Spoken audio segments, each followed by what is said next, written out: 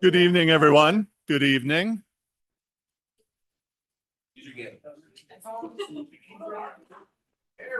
Hi. Good evening, everyone. I'd like to call this meeting of the West Dallas West Milwaukee School Board to order. Let's see, going to our Pledge of Allegiance. Ms. Lee, would you? I pledge allegiance to the flag of the United States of America and to the republic for which it stands, one nation, under God, indivisible, with liberty and justice for all. All right. Sarah, would you call the roll, please?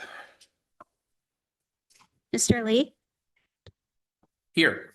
Mr. Becker, Here. Ms. Kaiser. Excused, yes. Mr. Keller, Here. Ms. Deal, Here. Ms. Carr, Here. Mr. Burbos, Present. Ms. Lee, Here. President Burns. Present. Proper notice of this meeting has been posted in accordance with the open meeting laws of the state of Wisconsin. Do we have any modifications to the agenda tonight? We do have a modification. We are respectfully asking to remove 12.2, and that workshop will be held on January 26th during the scheduled board meeting. Okay. Okay. Excellent. Any other changes? Nope, that's it. Okay. All right. Well, then after that, that'll take us right to our student showcase, which I believe we have our Nathan Hale students presenting for us today. Yeah. Go ahead and take it away, team. Okay, well, welcome, everyone. Thanks for having us. I'm Matt Lesser, principal at Nathan Hale, and appreciate us having this opportunity to have you this evening. This is everyone. Or is it too better? Okay. And so we appreciate spending a little bit of time with you. We'll keep it short and sweet, like a few of my announcements at school. Okay, I knew that'd get a chuckle. Okay. Right, you already clicked me on. Time. Okay, all right, you clicked me on already.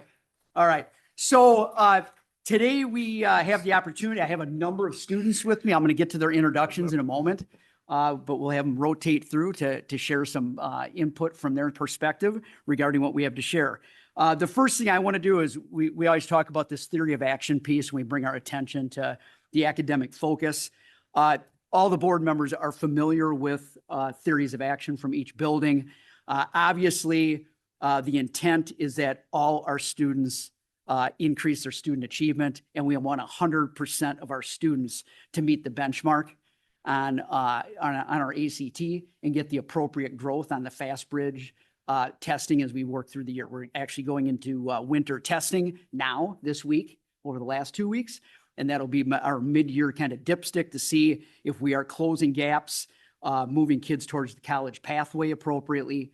And like I said, ultimately at the bottom, it says 100% of our students, which includes our Black and African-American students as identified in our JFN, will score meets or advanced on the ACT by the end of the 25-26 school year. And we talk about that leading to a value added score of 3 on the state report card, meaning every student is growing at least a year in a year, if not more, to close any achievement gaps. So that is our theory of action. We were identified as a joint notification, federal notification of closing gaps with achievement with our African-American subgroup. So that is a focal point in our plan throughout the year. And much of the if-then statements there has to do with high-quality teaching, teachers in collaboration, knowing their students, moving them forward, and getting them to that achievement level that we're looking for. So that's our theory of action. A little bit about the Hale data story. Okay, I'm not going to dive completely into this. Our state report card, you can see over the past 3 years, we met expectations. The 2 years prior, this year we exceeded expectations, which is awesome. So congratulations to the students and the families and the district overall. You can see there that we've looked at overall achievement, growth, targeted group outcomes, and at the bottom, it talks about on track to graduate, and it speaks to chronic absenteeism. All right, those are 2 key points. And you can see there that I have all students in one column, and we speak to our Black or African-American students because we're trying to close some gaps and make strategic decisions on what we're doing within our building to make sure that everyone is moving ahead appropriately in all those categories. And so in working at this, one key thing is that bottom piece. You can get at the achievement, but without students attending regularly, you got to get them in the seats. You got to get them into school. You got to get them connected. All right. And then we can get to the teaching and the learning. But so the group I have before us today is really focused on building an environment, a culture and climate to get kids to school so that they feel good about being at Nathan Hale. They feel connected in different ways. And it starts with a positive culture and climate. All right. So if you look there, I just want you to look at the columns there on across on the yellow where it says 7-year graduation. And it says 94.9%. Then it says 97.4 and then 97. So we're getting at that 97 number, okay, percent graduation. If you look at the green number, that is the Black or African-American subgroup. And it says 92.6, 95.8, 97.1. All right. Which means we are in line as a building now. Okay. At this point, now we have to keep it there. All right. When you look at the chronic absenteeism, which means you missed more than 18 days in a school year, more than 10% of the days. That's not good, right? How can you educate? How can you move forward with your academics and achieve highly with chronic absenteeism? If you look there, you look at our numbers across at the yellow once again, that's all as a building, 31.7. 3 years ago, okay, 1 in 3 kids almost had more than 18 days. That doesn't mean they skipped school. That just means maybe they're out ill or whatever the case may be, okay? But they're not present. Then it went to 28%, so it reduced. And then it went to 23%. And now we're at, we're at 18.9%. All right. And so that's moving definitely in the right direction. If you look at the green number, our Black or African-American students, 3 years ago, 50% of them. Then it went to 49.6, and now we're at 28.8. All right. And once again, we're a year out from that data. It's always a year behind on the state report card. That's why I said 25, 26 is 18.9. Actually, that 18.9 will be part of that data next year because we already know it. It's last year's data. It just doesn't get part of that. So I have the Renaissance leadership team with me today. Okay. Because the bottom line is that we have to have kids connected with school, build a culture and climate where kids feel accepted, wanting to be there, and part of the school community. And this is the core group that does that work. And really talked about, should we bring some presentation from a class? It should really be something that's highly impactful at Nathan Hale. And I don't think a lot of people know about this Renaissance leadership team. Okay, so I thought it was really an important thing in working with Mr. Kosick. So the Renaissance leadership team before us today, the advisor is Justin Kosick. He's a dean of students. He would have been here. He's got 3 children of his own, 1 in MISO, 1 in basketball, and 1 is in a play. So he's busy tonight.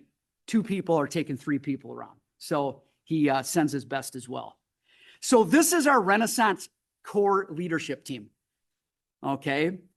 What makes up our Renaissance leadership team is our student councils, grade 9, 10, 11, and 12, our mentors, our student voice members that are here once a month with you, and then our BIPOC group, as well as our SALT team members, our student athlete leadership team. And that's new to the building this year where we're bringing athletics into that culture and climate piece. Okay. So with us today with the council, Zoe Ziske, Evan May, raise your hand a little bit, Esther Candelaria, okay, with the juniors. Seniors, Violet Gross is back here. Yeah, she changed her hair for the picture. That's a senior, that's a senior privilege. Okay. She said, should I wear it tonight? I said, go for it. We have mentors, Kaylee Jansen and Bella Royce are behind here because they'll shift up. Voice, Georgia Davidovich. So she's with us. Brandon Lannis is there. Elena May is here. And then we got Isabella Barrios with BIPOC. She'll get up here as well. Amaya could not make it. And then Lena Becker is our freshman SALT team member that's going to present tonight as well. So a little bit about the journey, and I know I'm going to turn it over here because they're going to do the speaking then. Just wanted to lay the groundwork here. Prior to COVID, we did some visits around at different events around culture and climate and at different universities in there, like Carroll College. And when we got to COVID, it kind of took a back seat. So it started with 8 people like 4 years ago. And then Mr. Kosick came onto the team, took that group and added 2 students from every club. All right. And so he made about 50 students that he worked with. And then 2 years ago, added on the mentors and the student councils, and each council is about 30. And then this last year, we added in BIPOC as well, and this core team, and we have over 200 students on this committee now. And they represent their subgroup. And they report back, they come forward, and they do the hard work, okay? And work with their team. So what I'm gonna do is I'm gonna turn it over to Georgia to talk a little bit about the Renaissance leadership team, how it kind of melds into the alignment with the district portrait of a graduate, okay? Because that's our connection with the strategic plan with this group. And then she's going to talk a little bit here. So. All right. So one of Renaissance's biggest missions is to be in alignment with the district portrait of a graduate. So we take skills or things like academic skills, collaboration, voice, persistence or self-direction, and communication. So we are able to promote academic skills and positive academic behaviors by recognizing effort, improvement, and achievement. We show collaboration by having student-led and team-based programs requiring students to work together to plan events or to share responsibility in ways that they can improve the school culture. We show voice by elevating the student voice and giving students leadership roles like me and my other peers on the core team. Then we show the persistence and self-direction by developing goal setting. We do that in advisory a lot. And persistence and accountability as we plan initiatives or goals.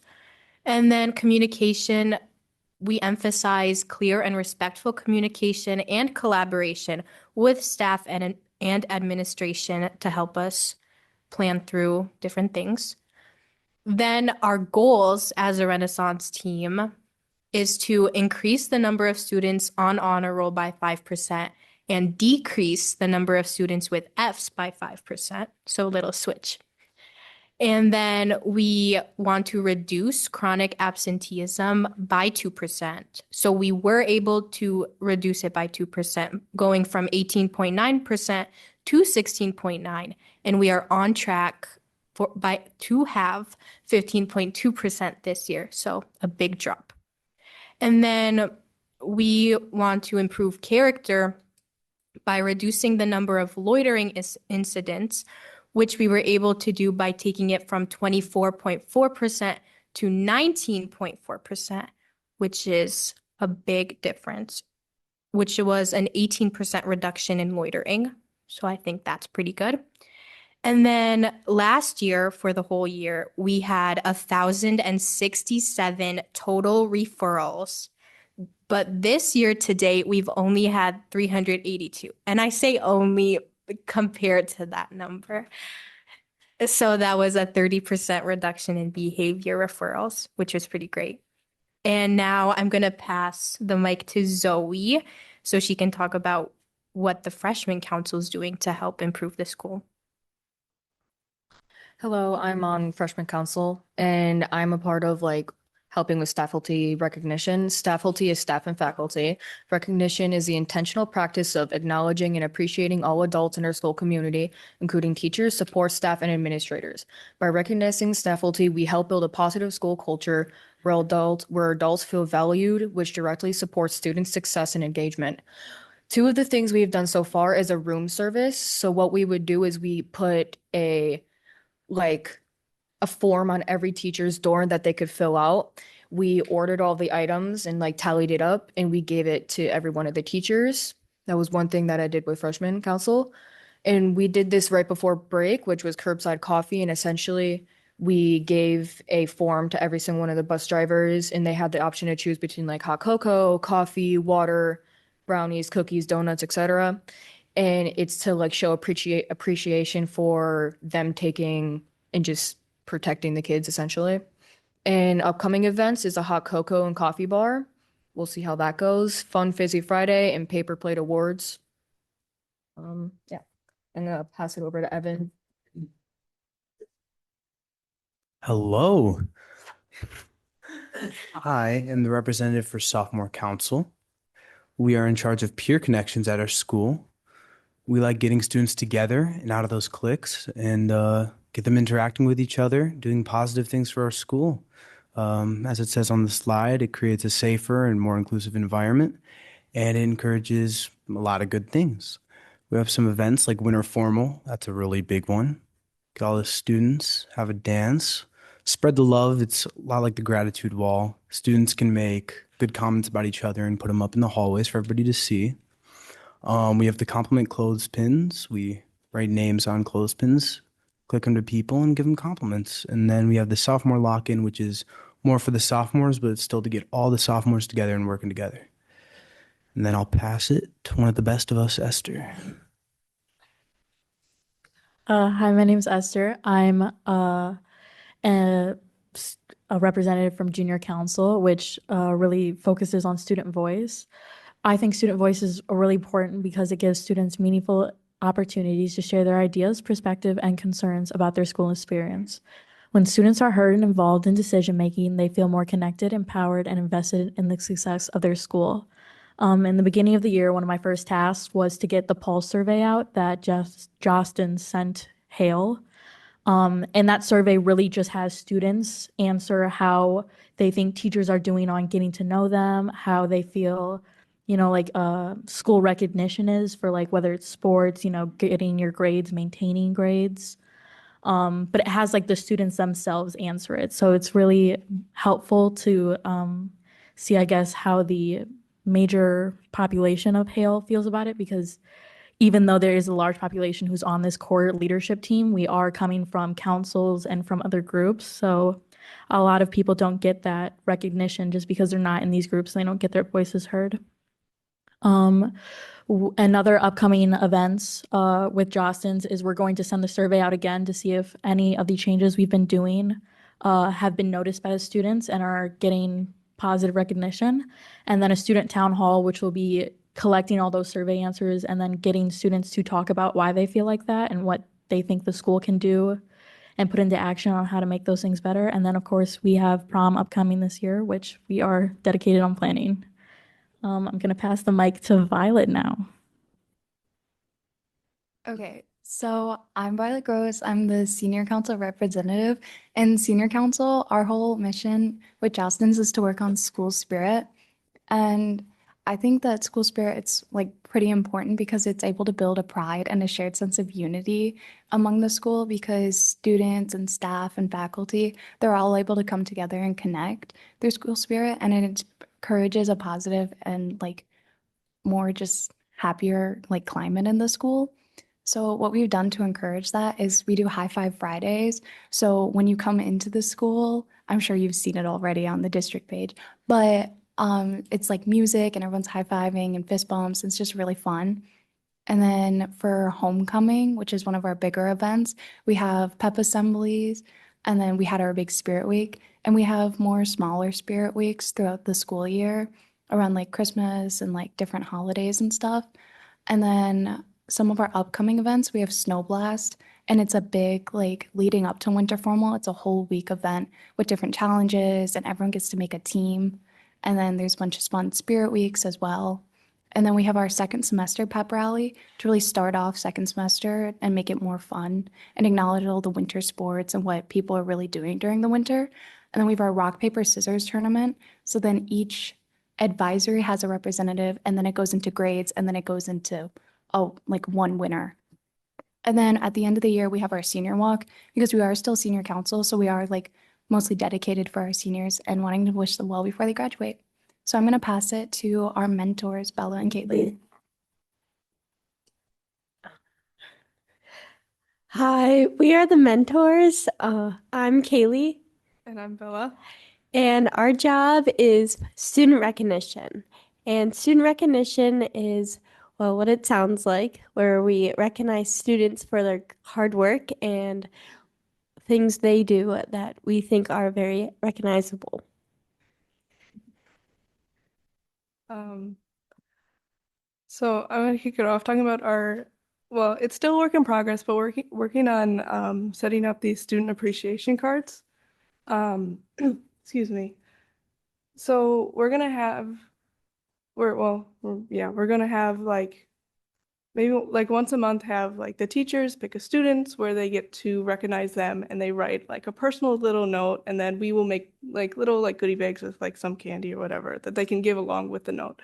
And we're just hoping to have a more meaningful and like personal recognition for the students to push them to work harder or continue whatever they're working on. Why we are doing this is because of the Pulse survey. So the Pulse survey has shown us that kids at Nathan Hale don't get enough, like they don't feel like they don't enough appreciation from the teachers. So we are taking that data and we are using it to make little things that the teachers can show appreciation to students. Another thing we do is student news, and that's where we recognize students for the club they're doing, athletics, and nice behavior, like kind things. We're also the mentors, so we are from the mentoring group. And if you don't know what the mentors are we basically take the freshmen under our wings and teach them lessons every week. And we teach them what is going on in the school, how they can study better, how they can learn better, and how they have us to lean on if something's going on. Ooh. Sorry, I don't know what's wrong with my voice today. We also do the birthday board. So in our cafeteria, we have a board that we normally do it 2 months at a time, but every student that month who has a birthday, their name is up on the board. And it's just to like, so it's just so students kind of feel seen and they be like, hey, I'm kind of like a part of this community. And then we also do honor roll recognition. So it's a little certificate that students get for like academic achievement. Again, just to encourage them to keep up their hard work. Yeah, anything else? Who's next? Yeah, I'm gonna pass it off to BIPOC. Hello, nice to meet you. My name is Isabela Barrios. I'm here representing BIPOC. For those who don't know what BIPOC stands for, it stands for Black, Indigenous, People of Color, and Hispanics, which is me. Okay, so it represents students from diverse racial and ethnic backgrounds within our school and a mission to promote understanding presentation. And yes, we're not looking for only representation. We're looking to serve the community.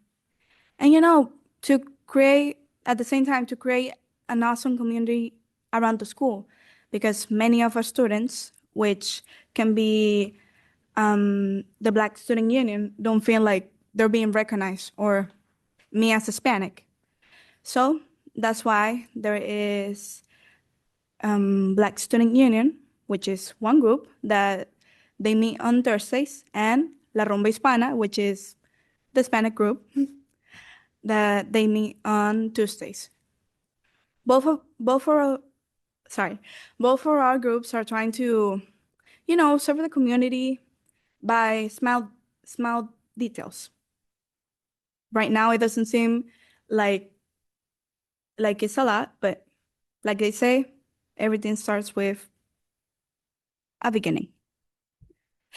Okay, so basically what we're trying to do is to, make sales. Sorry, I'm very nervous. We're also trying to create a mural in the cafeteria that can represent all of our students, which can be Hispanic, the Black Student Union, all of us. Ask for more questions later. Now I'm gonna pass the mic to. Yeah, I could just add like one kind of like small additional thing. Um, for like for BIPOC Union, we just recently, it's kind of in that top corner. It's a little bit blocked, but we did do a holiday food drive. So our goal was is we had all of like and like anybody throughout Hale, and we tried to just raise as much food as we can, and then we packed that up, and then dropped that off. We partnered with a local church, I think, out in Brookfield, and then also like some food pantries to be able to get that food back out in the community because I do know like, there was like some SNAP benefits canceled. So that's like, I think something that greatly affects like the community. And like, I'm like, I received those benefits and I know lots of other people who do as well. So that was something very important that we wanted to make sure was seen and like something was done about. And then just some like extra stuff that's up there for like the upcoming events is that we're going to be doing like hopefully some like cultural meals like to provide at like parent teacher conferences. So like we would possibly like some of the people from our club would make some things that they would be able to eat there. And then also possibly bring that community outreach to places like nursing homes and then also increase parental involvement within our community as a school. So.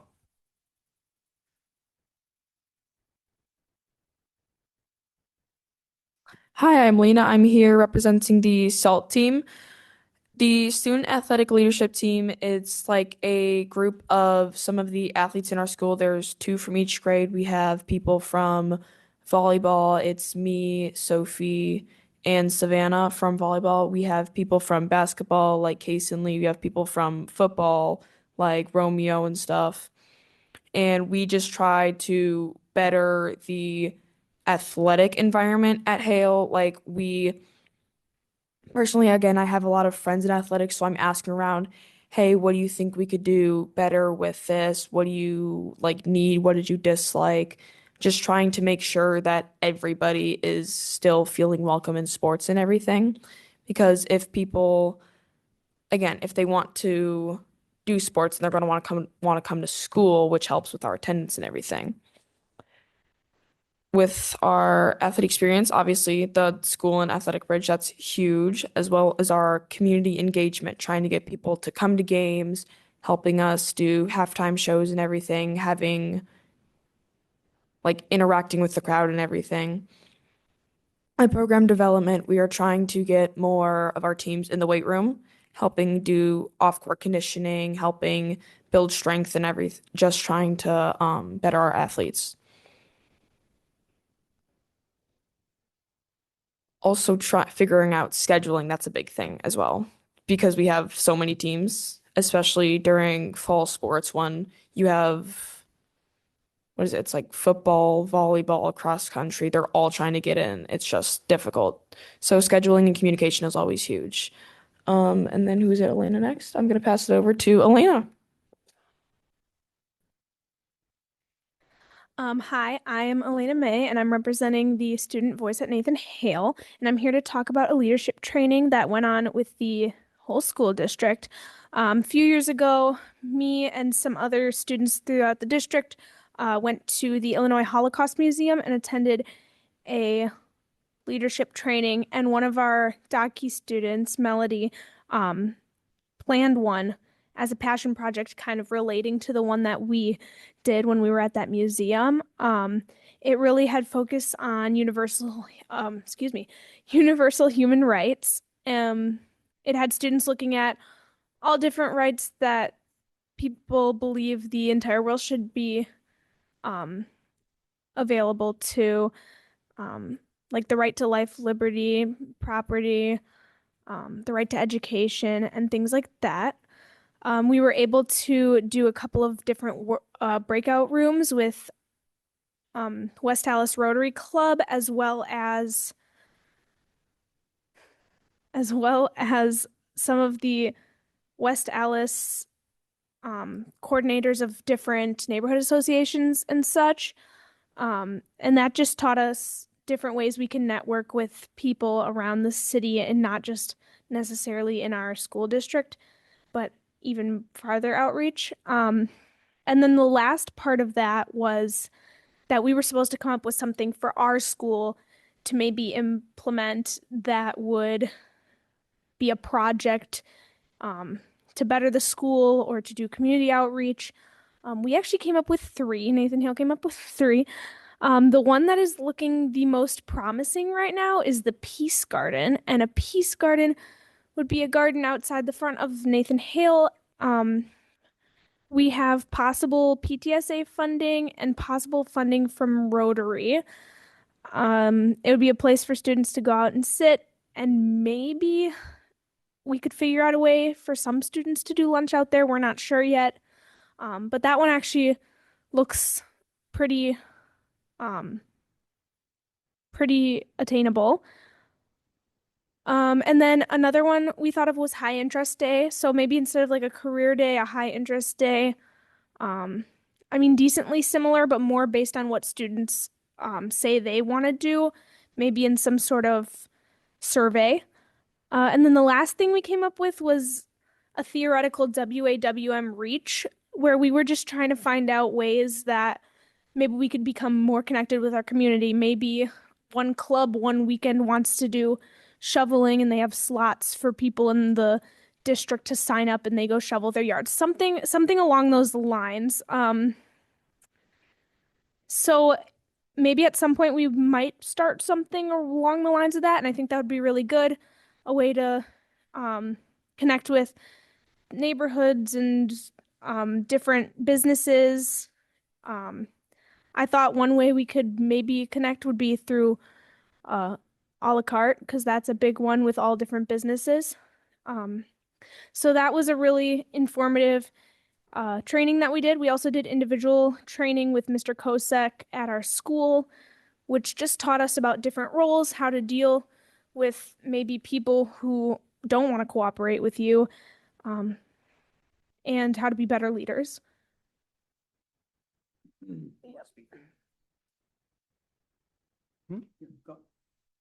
Ladies and gentlemen, it's good to be back. Okay. This is a flyer for a conference that would be held at Hale. I believe the date is March 2nd on there.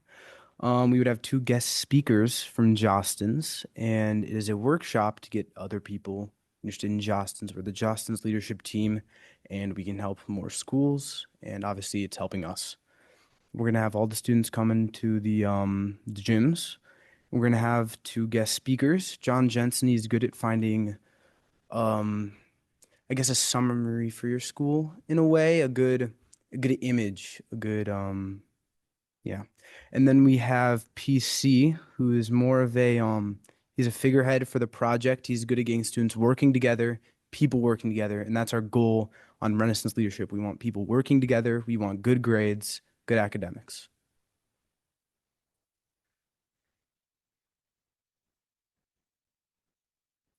So these are just some different ways that we as a team have seen changes through Renaissance Leadership Team. Obviously, there were numbers that Mr. Lester showed us before that may or may not have correlation to the leadership team. I think we like to believe it is, because looking back, that's one of the major changes we've made since the lower attendance and such. So I think we can see some correlation there. 2 of the main things I just wanted to point out were increased involvement in BIPOC and Fashion Club and just other clubs overall. So we're having more involvement as a result of this Renaissance group. And then we're also, we're having improved attendance, reduction in behavioral referrals, and increased academic success.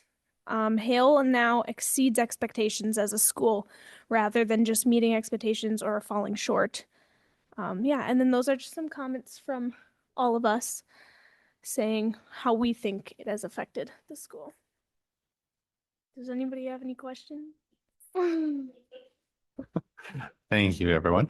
Yeah, are there questions from the board? I don't necessarily have a question, but I want to thank you all for for being here tonight, but also for your time, your dedication, and just throwing so much back into the culture of your school. It's very important, and I think we've seen some examples of that impact. So thank you very much. Thank you. Other comments, questions? Ms. Carr?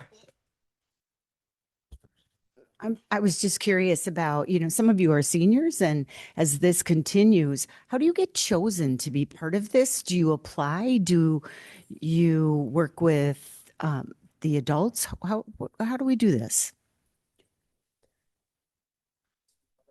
Sure, go ahead. I didn't want to steal anybody's thunder. I am her brother.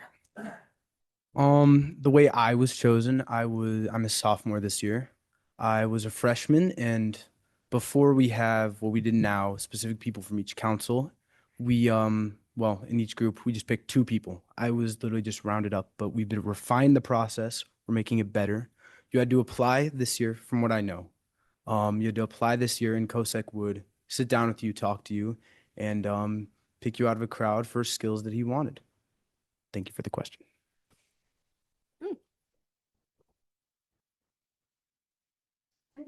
Some students were also just chosen by teacher recommendation through their clubs. So the leaders of those clubs recommended them as good representatives. Thank you. Mr. Lee? So this is great. This is something we talk about as a board, is culture in a school. And a culture in a school, it helps students come to school, but it also helps adults come to school. Because when you have a good, positive culture in a school, people want to work there. They want to go there. If it's negative and there's a bunch of conflict that's happening, it's not a positive experience for anyone involved. So all of you are involved in increasing that positive culture in your school. And you're an example to the underclassmen, to other people that are not involved in this and maybe thinking they want to become involved with this. So thank you for putting yourself out there in that regard in doing that. The one question I did have, though, was, being this is new, what challenges did you guys come across when you were trying to put this together? And, if you could pick out one, maybe then how maybe you solved that challenge. So with my group, I work with the senior council a lot. And before, this is one of the bigger years that we've been involved in this. And a lot of the senior councils before, their main goal was just homecoming. So then afterwards, they didn't do anything. So there's been a slight uphill battle of trying to get more of the senior council involved. But there's now a larger group. I'm going to say 3/4 are pretty much involved. And when I come in after my meetings with COSEC and I'm like, here's what we should be doing, and like, here, does anyone have any ideas? I have people that are like willing to volunteer and answer. So it's more just communicating with them and saying, here are some goals that we need to follow, and here's our main goal we need to achieve. So that's great to hear, right? You have a historical way things were running, like it's always been kind of done this way, and now you're changing that narrative and saying, well, homecoming's in the beginning of the school year. We have a whole rest of the school year to do. Let's not just sit back on our laurels and rest, which is probably easy for seniors to do because they're almost done. So that's great to keep them involved. More seniors involved too. That probably also helps with attendance, right? Might be easier to go somewhere else when you have a license and maybe you're 18 and you can come and go as you please. So that's great to hear. Thank you for sharing.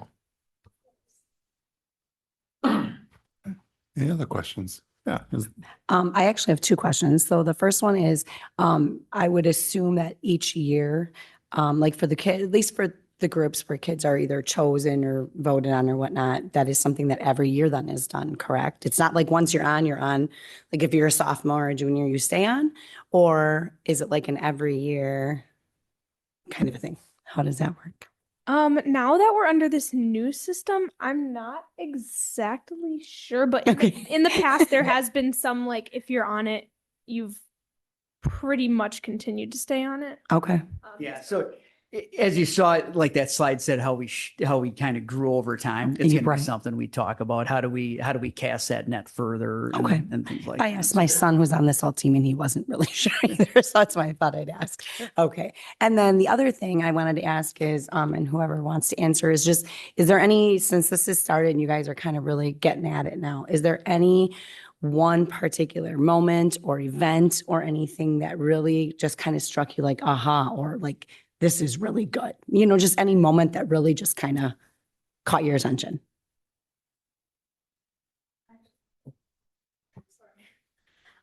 So along with the pulse survey, there was a part of it where it was about student recognition and how students feel they're being recognized by the school, and how it usually was beforehand was that you'd get a shout out on the announcements and you'd be put in the Husky happenings, which gets shown to every advisory, which again is good. But students felt like that it was just kind of like a throwaway comment, like, congratulations, you did this.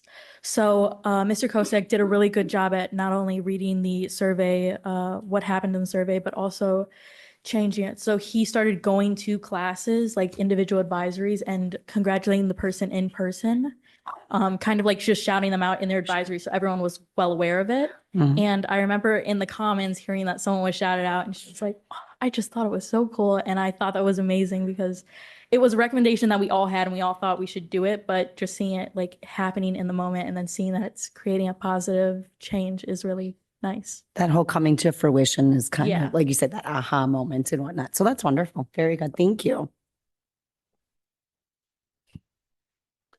Mr. Becker? Thanks, Mr. Burns. On the just observations on how it's impacted Hale, like you were saying, it's kind of difficult to quantify, but it is one of those things that you just start to feel the buildings is a little bit different. And I think as you put more energy into it, as you start to buy into it more, it's a little bit contagious. So that's really good to see. The specific question I kind of locked on to early was, how as students do you see yourselves ensuring that fewer students have an F? That seems like a difficult thing to do. As an educator, I think you have like some metrics and you have strategies, but as a student, I just wonder how you would go about doing that on your end.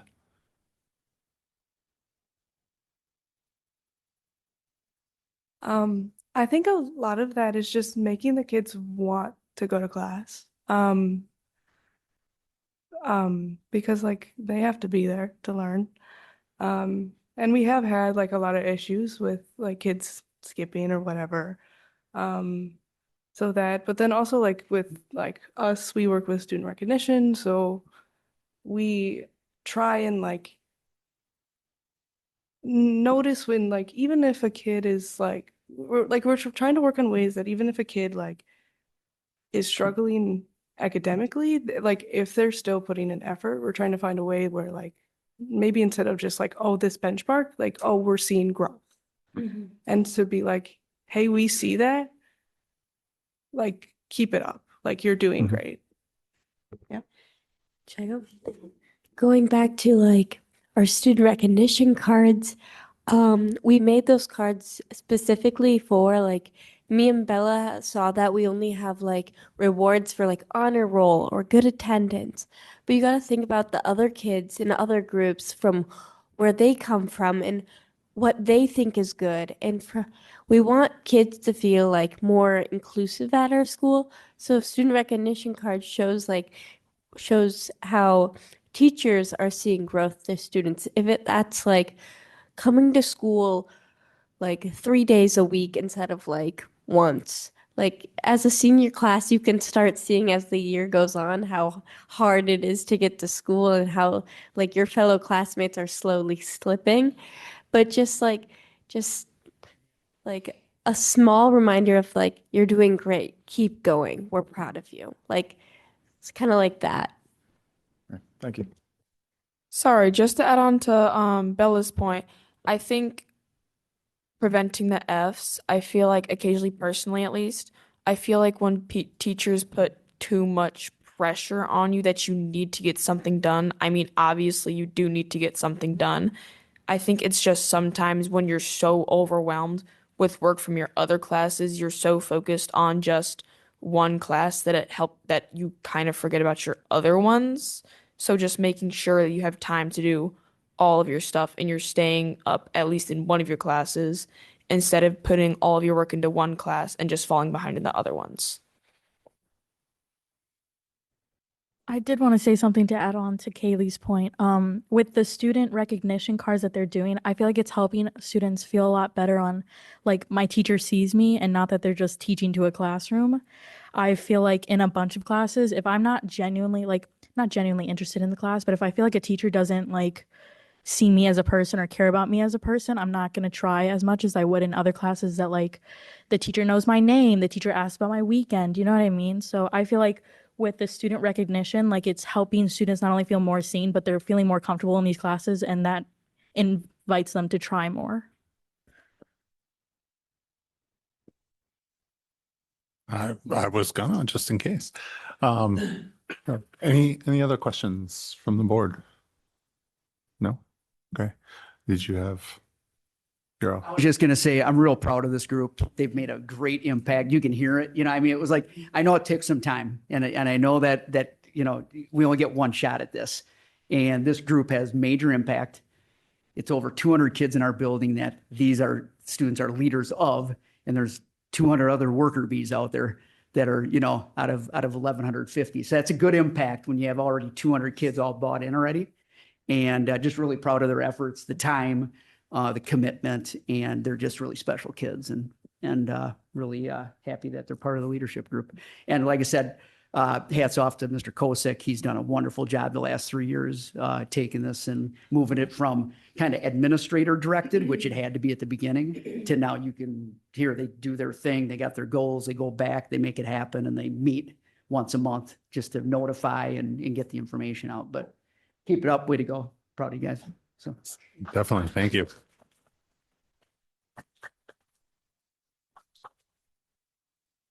You guys sit. You guys see my.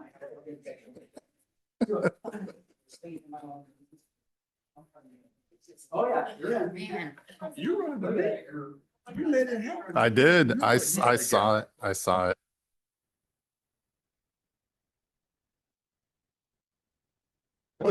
I was just laughing. Thank you guys. Thank you so much.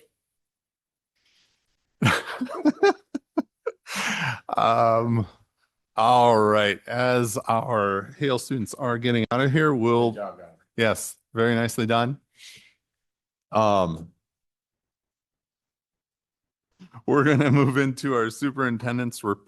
So Dr. Robinson. I'm going to give you guys a scaled down version since Mr. Lester took a lot of my time tonight.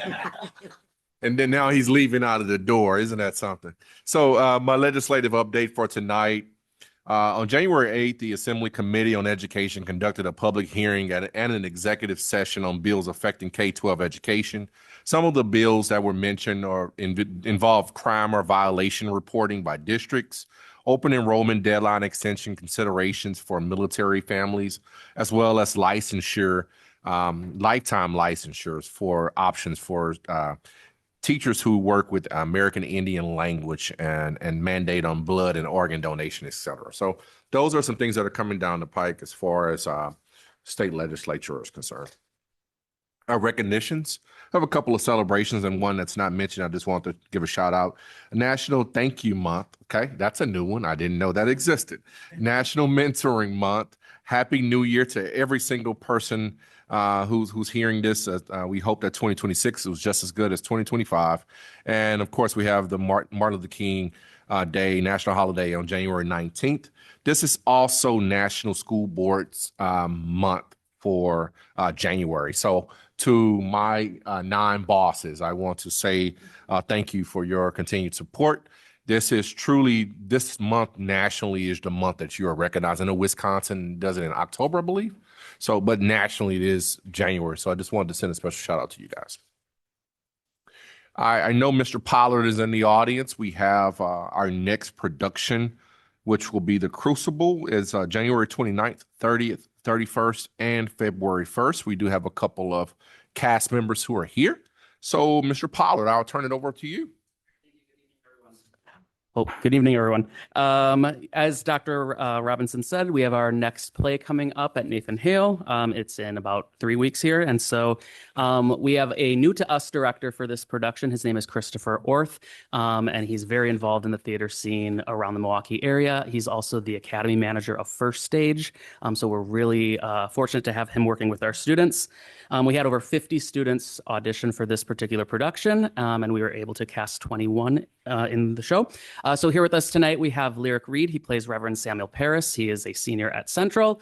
We have Mackenzie Lotze, who plays Betty Paris. She's a junior at Nathan Hale. And then Maggie could not be here. She's out ill. But instead, we have Peyton Williams. She is a junior at Hale, and she plays Ann Putnam. And so each of these students is going to tell you a little bit about the show. Hi, my name is Lyric. I haven't done as many shows with WAWM Theater as some of my other castmates, but the ones that I have done, I've really, really enjoyed, and it's become a really big part of my life. So today, if you don't know a lot about The Crucible, I have brought a summary for you of the show. The show is a fictional retelling of the Salem witch trials in the late 1600s and is also an allegory for 1950s McCarthyism. A group of girls is caught dancing in the woods. To avoid punishment, they claim they were bewitched and start accusing people in town of witchcraft. Abigail Williams used the growing hysteria to exact revenge on John Proctor, a local farmer with whom she had a brief affair, hoping to replace John's wife. To save his wife, John exposes the girl's lies, but is himself accused instead. This is a classic. It's one of my favorites, and I hope you come see the show. Thank you. Hi, I'm Mackenzie. I play Betty Paris in The Crucible. I'm here to answer the question why you should come see the show. I believe you should come see the show because it is a very important historical piece about the dangers of scapegoating and the detrimental effects that ripple throughout history. As a cast, we have been doing a great amount of research behind our characters and understanding the documented background of our real characters or the people our characters were based on.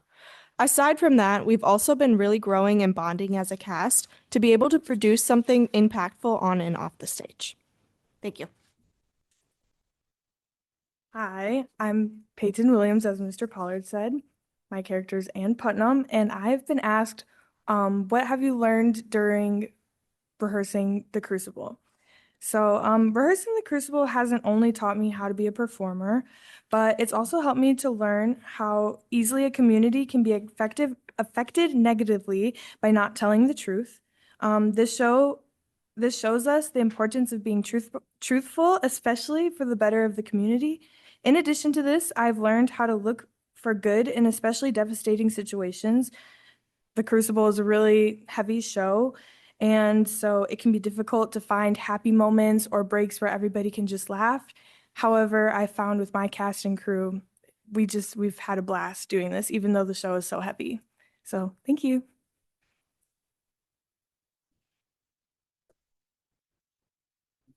Yep, that's what we have. Any questions or? Can you just remind us again? I see the dates. What are the show times? So all the January dates are at 7 p.m. and then February 1st on Sunday is at 2 p.m. Thank you. Thank you. Any other questions? Yeah, thank you. And I just wanted to just say congratulations to you, Jordan, on receiving a new position. So thank you for joining us as overseeing all of this, the great things we're doing with our theater program. Thank you. All right. Next on the item, so I just wanted to kind of put it out there for the public. We are going back to Snacks with the Soup and Cabinet, adding Cabinet this time. I will be arranging visits to schools from 11 to 1, myself, Aaron Norris, Alyssa Barrage, and Laura Sage. Sorry, Laura Sage will be sort of the primary people that will be doing these visits. And then any secondary people such as Carolyn, Shelly, Connie, and Dee. Those people, if schools want those individuals to come and request they come with us, then they'll come as well. We'll post up from 11 to 1. I'm saying post up because we're there. You want to come talk to us? We're more than welcome to do that. We have a variety of topics we can talk to our teachers about, and we want it to be sort of an open forum, but on their time with their comfort level. So be looking for that. And that's for our school communities, mostly for our teachers and staff members. So, all right. I want to thank everybody for coming out for the Fieldhouse grand opening. It was a great event. It was a pretty bad weather day, so I'm glad everybody who was able to come out did come out. To our board members who supported as well, I want to send a special shout out and congratulations and thank you, I should say, to Bill Smith, our facilities project manager, for overseeing the project from start to finish, as well as the entire community for their trust in getting it done. There have been, we're kind of hit the ground running as far as having programs and events there. So we've already had a number of basketball games. A wrestling tournament was about 2 weeks ago, 2 or 3 weeks ago.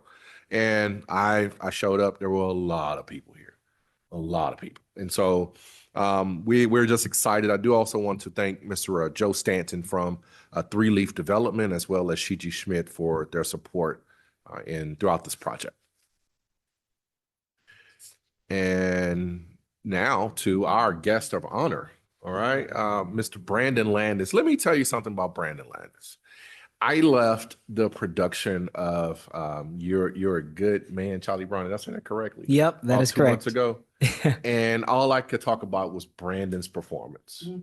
Brandon was Snoopy in the production, and you were awesome. I remember pulling up, dropping my daughter off for school, and I had to stop. And I saw Brandon. And I had to tell him how good he was that night. I'm just telling you, man, it was awesome. So Brandon is someone who, I've seen over the last couple of years, but we've gotten to know each other during his senior year. He's a vice president of Rotary, participates in theaters, or just said choir and orchestra. He's dual enrolled student, as well as a co-starter of BIPOC Union, which you heard about today. So Brandon, what's going on in Nathan Hale?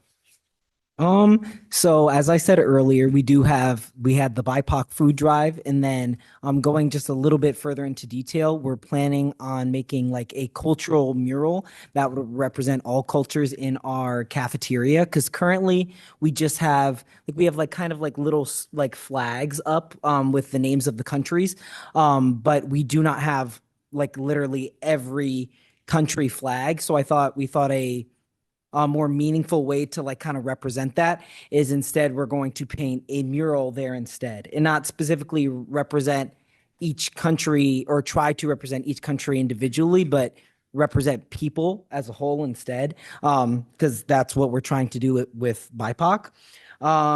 We also obviously have final exams coming up quite soon, so it's getting down to the wire with grades. I believe we have like 6 more school days until it's final exam time. So we're nearing that. Some sports things. We did have our Hale versus Central basketball games, I believe on the 9th and 10th of January. And then we also had our varsity hockey. We won, I believe, 9-0. So good for us. Yes. And then music-wise, we also have our band concert coming up on the 14th, our winter concert. So that will be great. We have an amazing band. Dubs is a great director, and we have amazing students like other people like Georgia, who's on The Voice, who's a drum major. Yeah, drum major. Perfect. Yeah, for the band. And yeah, I would say that about covers it at Hale. Lots of the kind of other like important pieces I feel like we were covered, like when my fellow peers were here, like fun upcoming events like Snow Blast, which was introduced last year, which is, I think, my personal now like favorite Nathan Hale event, because I made it to the top like 5 last year. So hopefully maybe this year I can go a little higher, but it's like, cause it's fun. You just like get to get a team together and then like compete in fun things like trivia. It could be, my favorite one was actually a race. It was just like a relay race in the school, like in the gym. And then like you tally up your points, and then just like you get to see who wins at the end. So it's really just like a fun like spirit building thing. So I would say that's my thing I'm looking forward to most on the like horizon. So thank you. That's my report. All right. Thank you, Dr. Robinson. That will move us into our public comments section of the meeting here. So at this time, if anyone would like to address the board, you may sign up in the back of the room or in the Zoom link that is in the chat. Introduce yourself with your name and address. You have 3 minutes to provide comments. The board cannot discuss, debate, or act upon any item addressed during the public comments portion of the school board meeting. Follow-up may be provided by the superintendent at the next regularly scheduled board meeting. At this time, it looks like we just have one person signed up, so that would be Mr. Molling.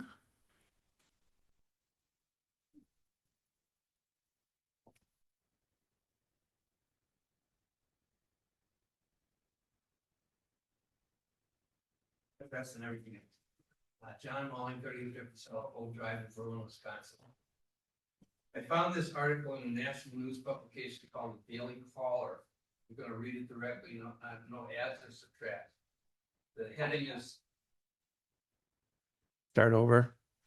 If you'd like to, it might have lost caught 15 seconds. We can restart it or let you go a little longer. Anyway, the heading is School District Cares More About Hiring Diverse, Culturally Competent Teachers Over Effective Ones, from the Daily Caller, January 8th.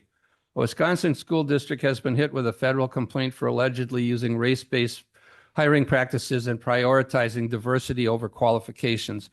West Dallas, West Milwaukee School District 2025-2030 strategic plan details explicit goals of increasing staff diversity and prioritizing hiring and retaining a diverse workforce that better reflects our student population. Protect the Public Trust filed a federal complaint against the district on Thursday with the Department of Justice, Department of Education, and Department of Health and Human Services, which has been shared exclusively with Daily Caller News. By creating a goal of increasing diverse teachers, the implied and logical goal is to reduce the number of teachers that are not diverse. This is discriminatory, the complaint reads. Furthermore, assigning a numerical value to the goal for race-based hiring, as the district has done, represents an even more direct and egregious affront. The district has its diversity-based hiring metric as the main goal for 2027-2028 school year, stating the goal will deepen our impact. It also states an explicit goal to increase diversity in the workforce across the demographic categories from 10% in August of 2025 to 25% in August 2030 under the Talent Acquisition and Employee Engagement. West Dallas, West Milwaukee did not respond. The district's 10-point "We Believe" statement lists, quote, equity, addressing biases and eliminating systemic barriers as its second point. Equity begins with us. We acknowledge and address our own biases and commit to eliminating systemic barriers that hinder student access, it reads.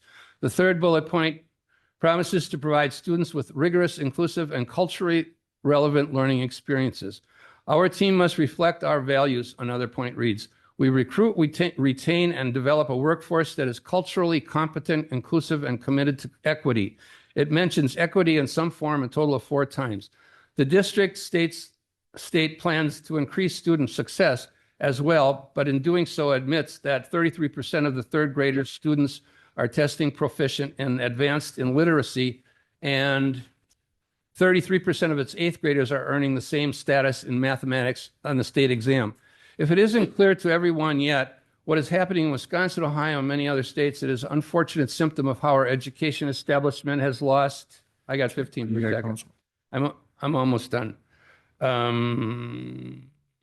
Reading, writing, and arithmetic has been pushed to the side for ideologies that discriminate against certain students and pit students against each other based upon characteristics they cannot control. The fact is happening in areas of the public would loathe to accept such dogma and evidence of a groupthink and susceptibility to fads that are far too prevalent among those in charge of teaching our kids.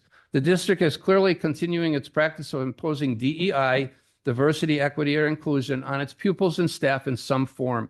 The very mention of the words diversity and equity signal that. The Department of Education should conduct an investigation to determine what exactly their usage of these words translate to.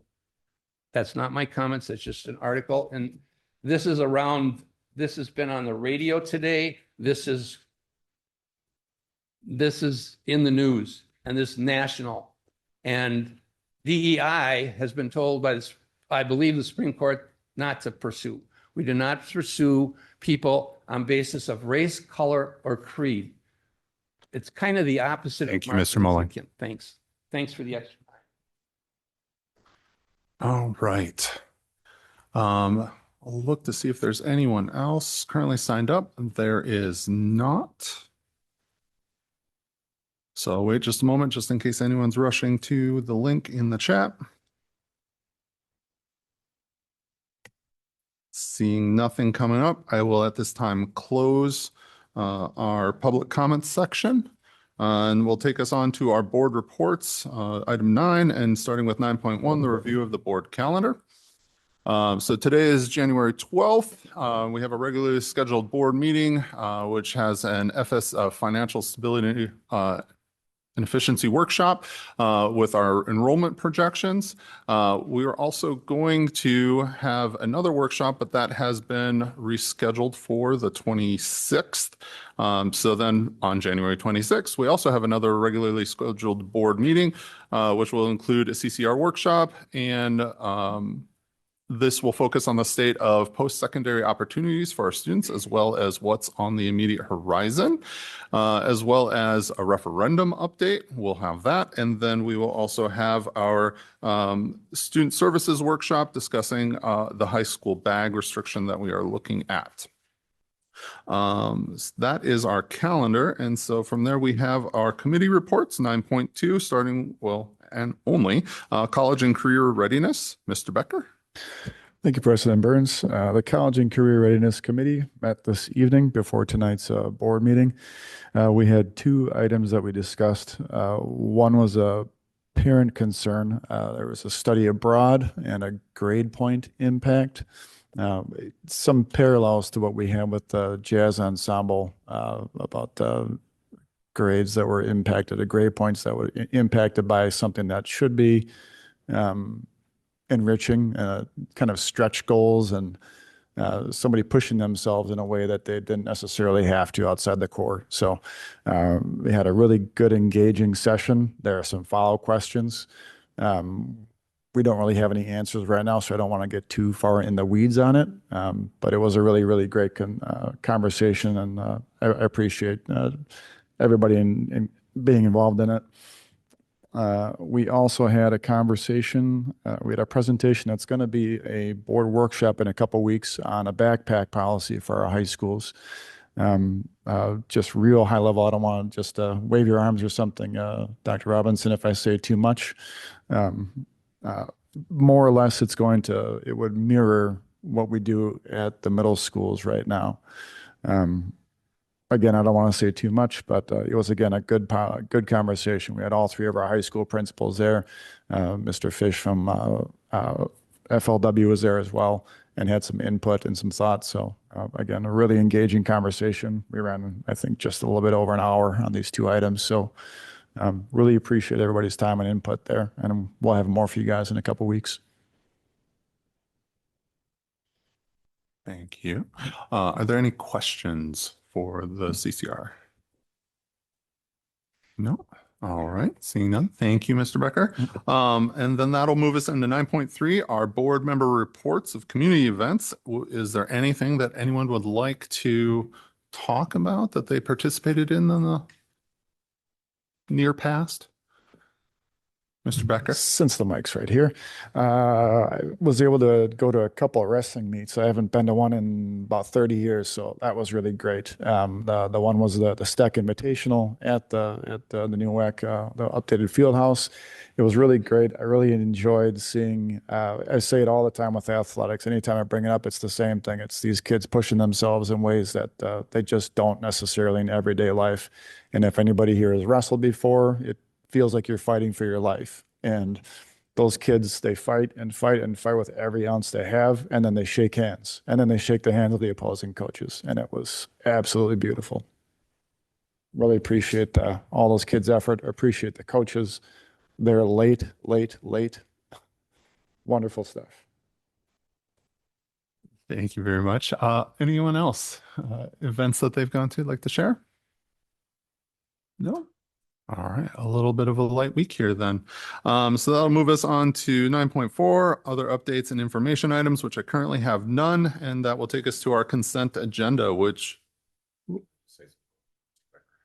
Oh, yeah, yeah.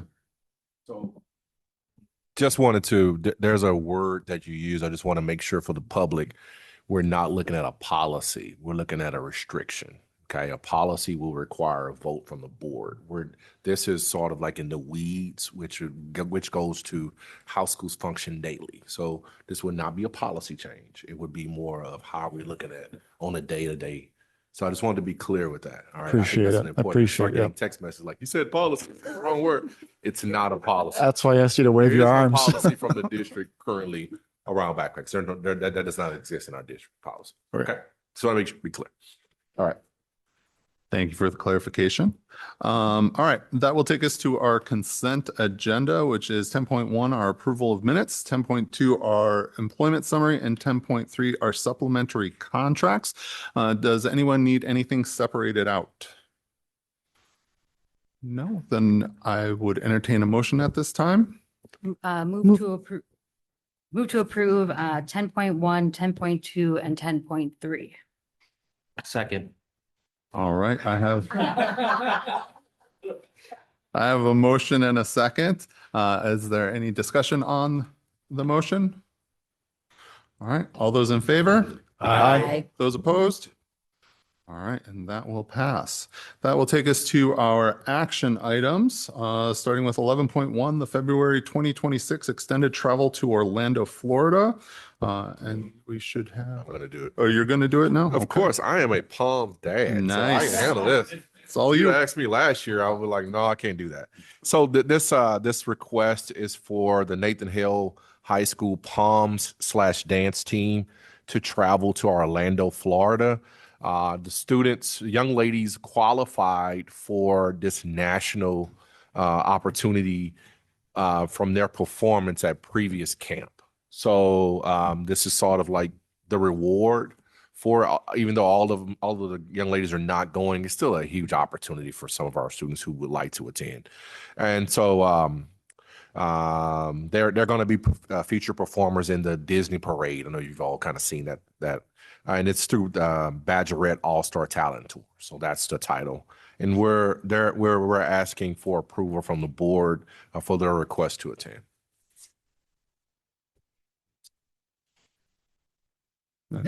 Are there any questions from the board? No? Then I would, at this time, entertain a motion. Move to approve action item 11.1. Second. All right, I have a motion and a second. Is there any discussion on that motion? Seeing none. All those in favor? Aye. Those opposed? All right, and that passes. Tell them congratulations. And that will move to 11.2, our WASB resolutions. Mr. Becker and Mr. Lee, is that going to be? Yep. Okay. I am the WASB representative this year, and Mr. Becker is my alternate in case I am ill or something.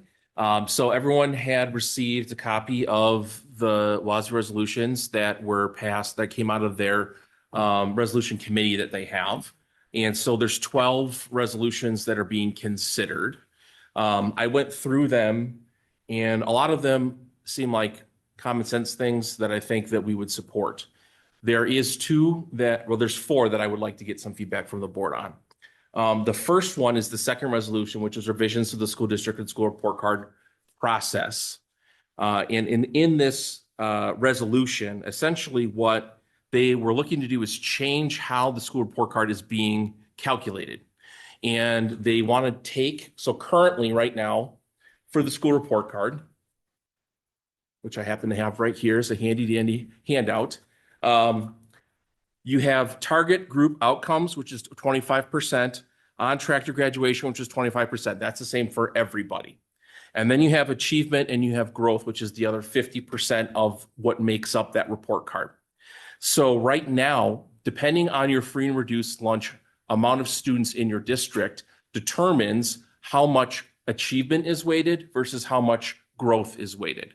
So as you know, for our district, growth is weighted more because we have a higher percentage of students who are on the free and reduced lunch program. Other districts have achievement weighted more because they have less. The proposal is to basically make achievement and growth equal. So basically 25% for each one of the things. Okay.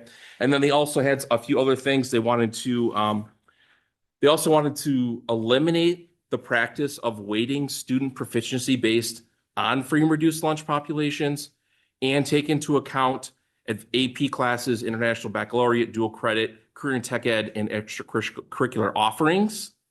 They wanted to include fiscal efficiency in report card scoring. And they wanted any changes to the scoring they wanted to have DPI create a committee that would work with all the CISAs or have representative from all the CISAs in the state to essentially put these changes into place. I have concerns about this. If this were to pass, it would negatively impact every single one of the report cards for our schools. Because number one, if you take away the weighting for free and reduced lunch, that makes any achievement that we have basically meaningless because our students are free and reduced lunch. So it takes away a lot of that for us. Making growth and the achievement being the same also would negatively impact us. I think personally, this really would help affluent districts who do not have to work with, they don't have special education populations, they do not have to work with the challenges that students that are coming from lower socioeconomic statuses have to deal with. And I think for us, this should be a no, but I would like to hear from other board members their thoughts on this. All right. Thoughts on that, Mr. Becker? I locked onto that one as well, Mr. Lee. This is a repeat. It's the same one we had last year. It's the same district. And I looked up their report card too. They couldn't be more different from our district. Your assessment is pretty spot on in my eyes. Does anyone have any issue if we would be a no on this one? No? Disagree.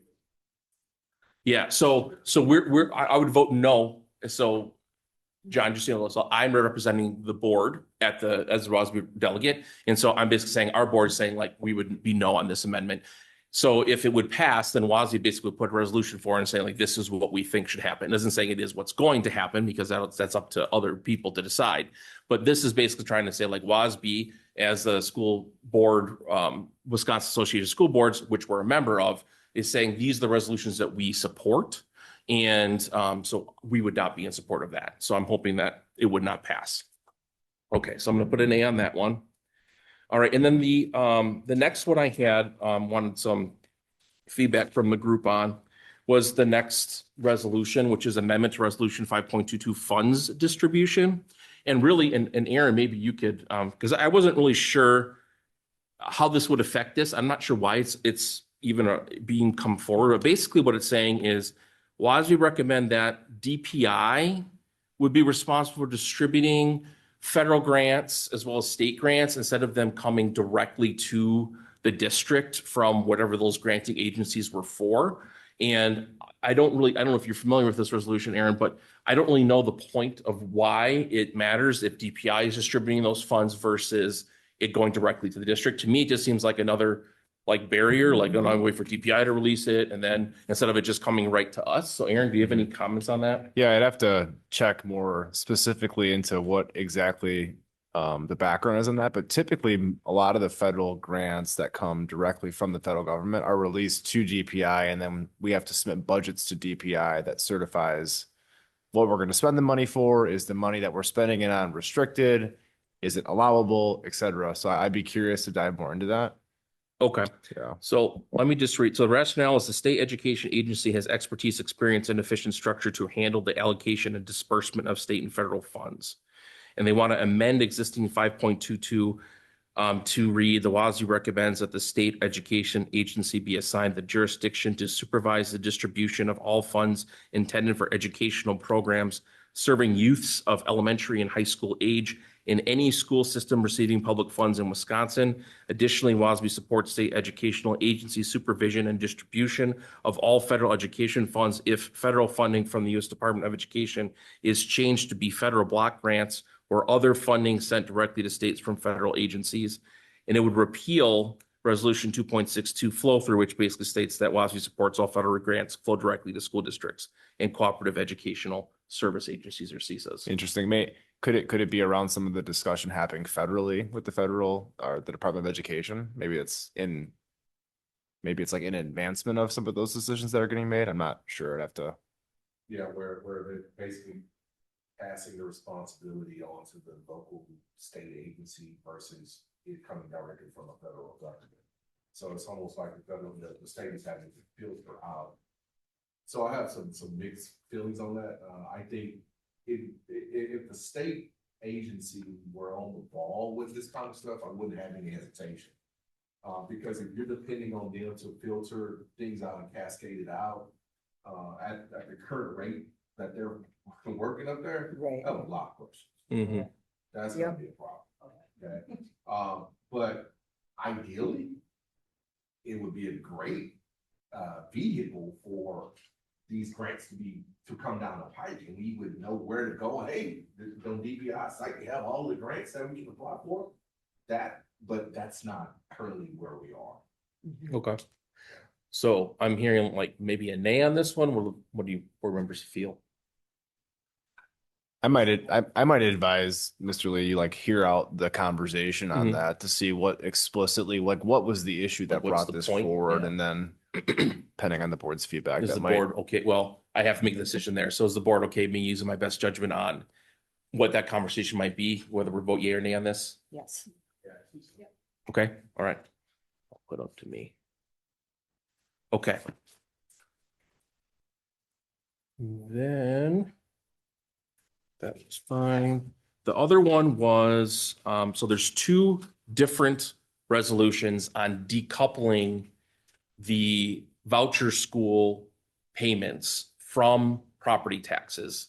So there's one saying to do it and one saying not to do it. So basically, one of them will pass. So what I need to know is, where should we be? What should I vote yay on and what should I vote nay on? And these are like, I think 11 and 12, over 10 and 11. So the first one says support decoupling of public and private school funding.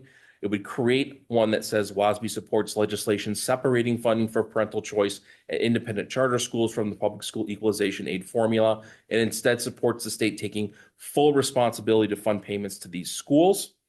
Currently, taxpayers must offset the loss of equalization aid used to pay for a resident pupil's voucher to attend a school, a choice or independent charter school via increased property taxes.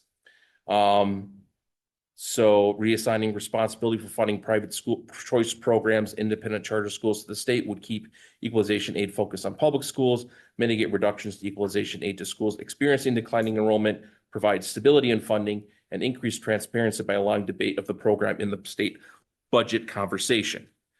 The exact opposite of that is saying opposes legislation separating funding for parental choice and independent charter schools from equalization aid, and instead supports all publicly funded schools being funded by a combination of state and local tax dollars. Rationale for this is under current law, funding for schools receiving public funds must adhere to the state equalization aid formula from 1983-84, which is a statutorily required combination of public funding streams. Single stream public funding for private independent charter schools did not adhere to the uniformity in education requirement of the Wisconsin Constitution, would create inequality in school systems the equalization aid formula was meant to correct, and would further erode transparency and accountability for public funds used for private schools.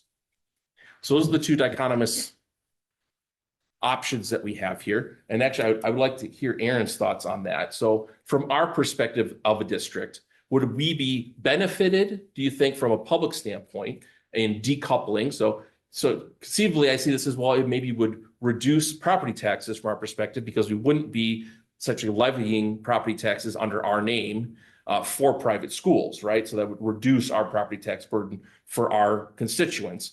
But is there a negative connotation to that, in that now, with other, there's some charter programs which are fully funded by the state currently, not all of them, it's a small amount. So it kind of put all of them into one bucket, and they're basically saying like, well, then it could be argued about or discussed from a statewide perspective, which is kind of where it's being determined really, and we're just collecting those funds on their behalf. So Aaron, what do you think? Yeah, I think in general, I support the separation of the funds. Decoupling. Yeah, Okay. and I think there are a lot of things can play out down that rabbit hole, as you alluded to, Mr. Lee. I mean, how they change funding alongside legislation is always a question. You decouple, and then it's not just one thing happens and it's left alone. So it's hard to go too far deep. But in general, I think some of the conversations we've all had for the past 2 years is where does the money go? And tax increases, and the conversation is what's under the rug. And so I think just the transparency for the taxpayers across the state is something that I would support. Now, what happens alongside that is a question. You know, school districts receive state aid on things like that too. So it's more of a, it's hard to calculate exactly. And with the cap coming off the WPCP this year, that's a question too I'd have. But I think in general, people should know exactly where their tax dollars go. And right now they do not.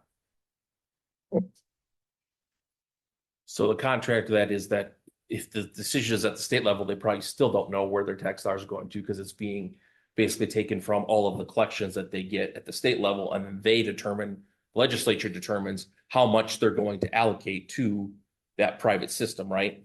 Right now, at least we could delineate and we can say, oh, we know that this much percent of our levy is going towards this.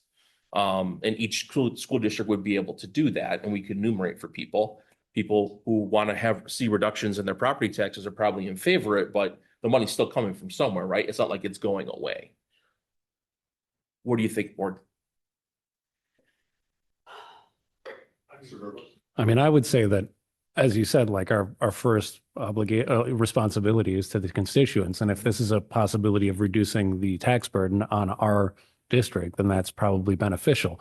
And you know, unless there was a magical situation where the state decided to break those things out in the tax bills that shows where that money's going, we're just left standing here trying to argue that money is going to places that we can't account for as it is right now. If it's broken out, at least we know what we're actually using versus what we're being blamed for using, which is the way it is now when it's coupled together.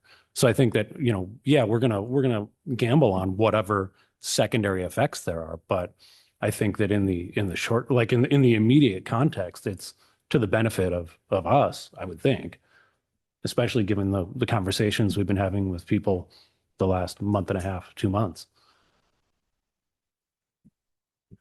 Yep, go ahead. Yeah, I agree. I think decoupling probably is the best choice. Again, to John's point, we've got to worry about our local constituents. That's one of our biggest priorities here. I do worry about at the state level what that could end up looking like, though. I don't know that they have a plan for that, and I'd be a little bit worried in terms of what unintended consequences there are from that. But I still think, you know, we have to deal with the information that we have, and I still think that decoupling is probably the best choice based on what we know now. Others? No? Okay. All right, so what I'm hearing is we would be a yay on 10 supporting decoupling of public and private school funding, and a nay on opposing decoupling. All right.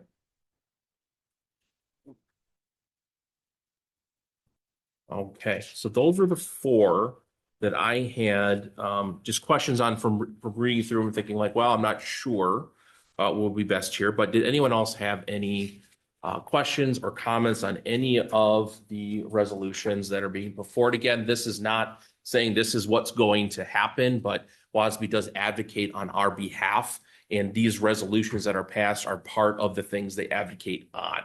So we always want to make sure that what resolutions are being passed. Oh, there actually is one other one that isn't a resolution. It's a change to the bylaws, which I did want to discuss with you guys. But what, anything else on the resolutions? No? Okay, so I will make sure that those are voted accordingly, and I'll make sure to report back to the board on how I vote on that one regarding those changes to the flow through of the grants, federal versus DPI, what that actually looks out to be. So the other thing that's in here is a proposed change to the bylaws for WASB. And essentially what's being proposed is they want to create two different membership types. One is a full member, which basically has all the rights and things that we have right now. And one is a member which is full in everything except for the resolution. So basically they want to create a class of membership which would allow them to be a member of WASB, but not from the advocation standpoint. And this is coming out of Kettle Moraine and New London, I think, that wanted to they didn't, based on their community, didn't feel that all of the positions that WASB was presenting reflected what their community wanted. And so they wanted to have the ability to basically say, well, we're not being advocated for by WASB from our district perspective, but they're still members. They can come, they can't vote on resolutions. They wouldn't be able to be on the resolution committee, and they wouldn't be able to like propose amendments and things like that, but everything else they'd be able to do. And essentially would get like a rebate back if the board would have to basically pass a resolution saying, we want to be, I don't have the exact terminology with me, but this particular type of membership for WASB, limited active member, okay, limited active member. And then if they did that, then they would get like basically some of their membership fee back because they weren't doing it. So my concern that I thought of initially is like, well, if they're getting their membership fee back, what does that mean? It's probably gonna be spread around everyone else who's still a full member. So that might increase the fees for everyone else to be part of that resolution. So, you know, I don't know if you're familiar with this, if you guys read it in the packet, but this is something new. They don't do these bylaw changes very often. And so what do we think about this? I'm a little suspicious. What's the reasoning?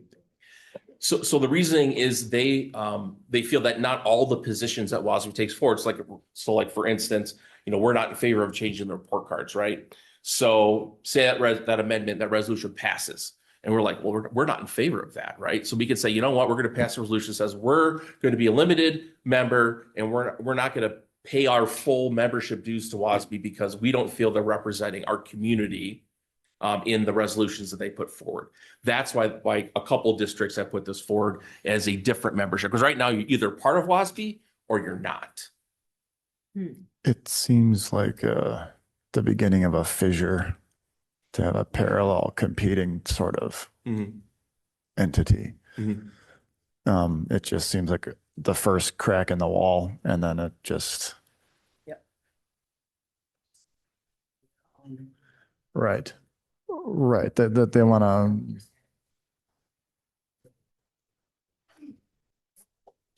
to. Yeah, I think that's my fear, right? You have two now.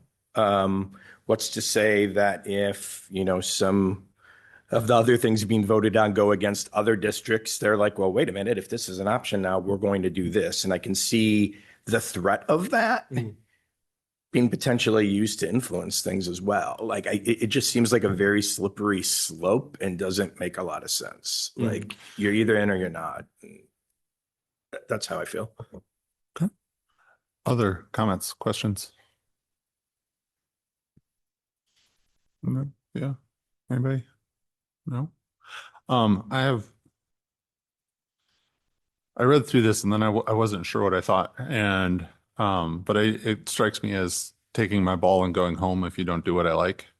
But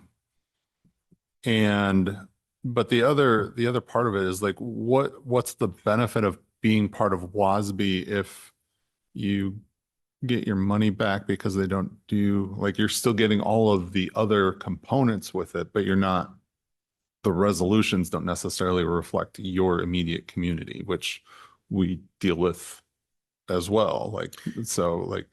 Well, it's not like when they advocate, they'd be like, we're advocating for everyone except for these school districts. They're still advocating for everyone. They're just basically saying, well, we're going to get some of our money back, but then we won't be able to be on the resolutions committee, and we won't, the delegate assembly, they won't basically have a delegate at the delegate assembly. That's basically what they're saying. Well, we'll give that up if we can get some of our money back because we don't like all of the things that WASB is advocating for. But WASB is not saying like, oh, well, here's a list of districts that we are advocating. Yes, you're right. They're still paying something. Now, it didn't enumerate how much the rebate would be, if it's going to be because I believe we pay per, like based on the size of our district is kind of like how much we pay. So I don't know if it's going to be something like that or what. That wasn't enumerated at all in here. But to me, I kind of smacked at the same sort of like, you know, one or two things you don't like and everything else you do, then, well, I mean, we're really focusing on these one or two things. Like, even if that would pass, right? And we're like, this is not helpful for us.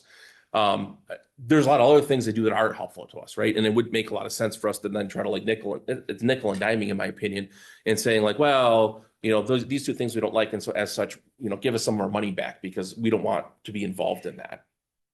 So. Hang on, we got Brandon. Did you have a question? Yeah, I was just gonna say, I guess I'll turn this on, but I feel like from my understanding of this, because I'd never heard of WASB before this meeting, to clarify, but from what I'm like picking up from this, I feel like it would be, to me, I feel like it'd be like a disservice, because it's like if you're supposed to be working like together and everybody's like in like this community, or like I'm not sure like the exact title of it, but what is it called? Organization. Perfect. Sorry. Thanks. So if we're all supposed to be part of this organization, I feel like to then go and say like, well, it's not like fitting us. And I understand, because like that can be like a problem when like things are voted on that you're not always represented.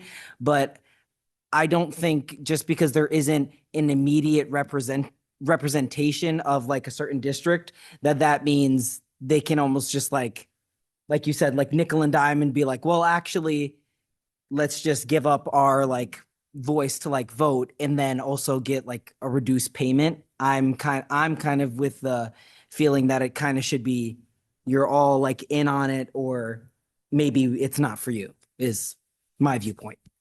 And if I could, President Burns, my other comment too, and I think for those of you who have been at that delegation, certainly Mr. Lee, you have, I believe, you haven't before, but I believe part of the process is the discussion.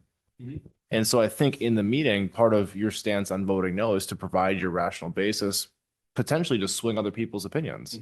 So I think like the sum is greater than the parts. And so to have the conversation, to be at the table is important, and we're all stronger from dissenting opinions sometimes, to at least have understanding and empathy towards why you may disagree and why we still may go this way. So I think to like for WASB to let people weigh out is like, to me, like defeats the purpose of the group. So that's just my thoughts. Ms. Carr, did you have? I'm good. You're good? It was clarified. Okay. So, Ms. Lee? Well, I was just going to say, just to kind of piggyback on multiple comments, is just, I feel like it's opening up a can of worms, just that whole, you can pick and choose what you want to have an opinion on or vote on or whatever. And then when you don't, you can say, well, no, I'm not, but then I want this back for it. I just feel like it is going to open up something that we're later going to look back and regret. I think it is, you're all in or you're not. Mr. Becker? I was going to say, since Ms. Kaiser is not here, I was at the assembly last year, and it is a fascinating experience of democracy. And it's just what Mr. Norris said. People will come up and make their points, and you'll have multiple microphones around the room, and they make arguments against or for. And it really is very instructive. It was very interesting last year because the tech went down, so they had votes just by hand count. It was really, really neat. I will probably go again just to sit in the back and observe it, because I found it that interesting. I'd be curious what the conversation is too on the decoupling, just to hear what other folks have to say. And just like you said, it may help you think things through in a way that this group hasn't.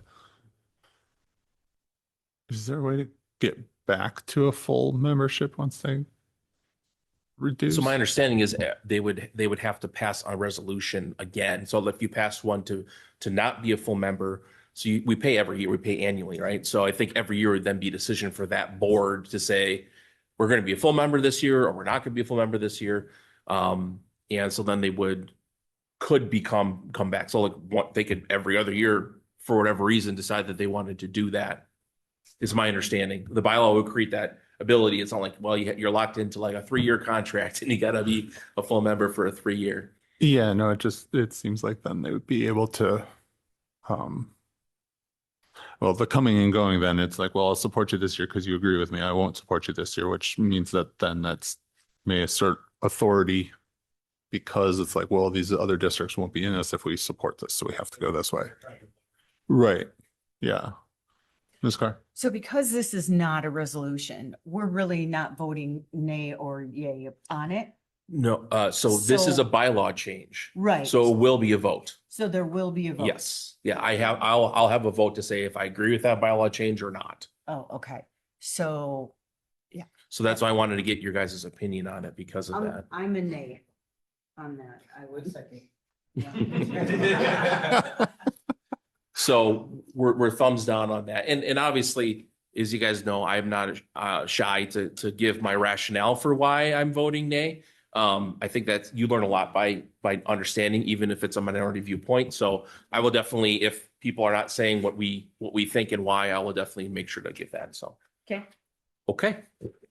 Can I That just was add all I something had. really Yeah, quick? go ahead. Sorry. Just something else that I just wanted to jump onto is if we agreed, I'm glad we're going with nay, because if we agreed to go with it, I just have concerns also about funding. Mhm. You know, if somebody's a non-member, but they're allowed to go to the Conference. convention and get, basically you're benefiting from everything from that. And the only thing is you don't have a vote. You might not have a vote. I mean, you're still, I mean, I don't know how you, differentiate, like, well, because you don't have a vote, you pay, $300 less. Well, you're still benefiting from pretty much like 95% of what WASB does. Mhm. So anyway. Yeah. All right, well, I will vote nay on the bylaws. And I've noted the other things, so I'll make sure to do that. So thank you very much for the feedback. That's all I had. Thank you. All right. And so then we will move into our workshop for financial stability and efficiency for enrollment projections and open enrollment seats. So welcome. Welcome. It's Take it that time away. of the year. Can you believe it already? January. All right. So I am here to talk you through and work through the enrollment projections and staffing for the 26-27 school year. So we're going to go ahead and get started. So first I'm going to go through the objective of what we're going to go through tonight. And we're going to first describe the enrollment projection process used for the 26-27 school year, outline the 26-27 enrollment projections district-wide and by school, and then forecast how the projections impact the available open enrollment seats for the 26-27 school year. So our timeline tonight, I will do the workshop. January 26th, I will come back and ask you to vote on the enrollment, open enrollment. And then February 23rd, the FSE workshop will happen. Staffing will happen at that workshop. There will be a pupil count for second Friday, which happened January 9th, and we'll have clear numbers for you on January 9th. And then the revenue and the preliminary budgets. How the enrollment projection process works is that we roll the current students up for the next grade year for the 26-27. For example, the 6th go to 7th, 7th go to 8th. We look at the enrollment projections and transition years for like 6th and 9th. So we take the seniors out of 25-26 and roll like the 11th grade up to 12th grade. We advance each grade up to the next year. And then we use the historical data to make adjustments. So this year we made adjustments in 9th grade. There was an 11% adjustment in 9th grade and an 18% adjustment in kindergarten. And then we use the historical data to make those adjustments.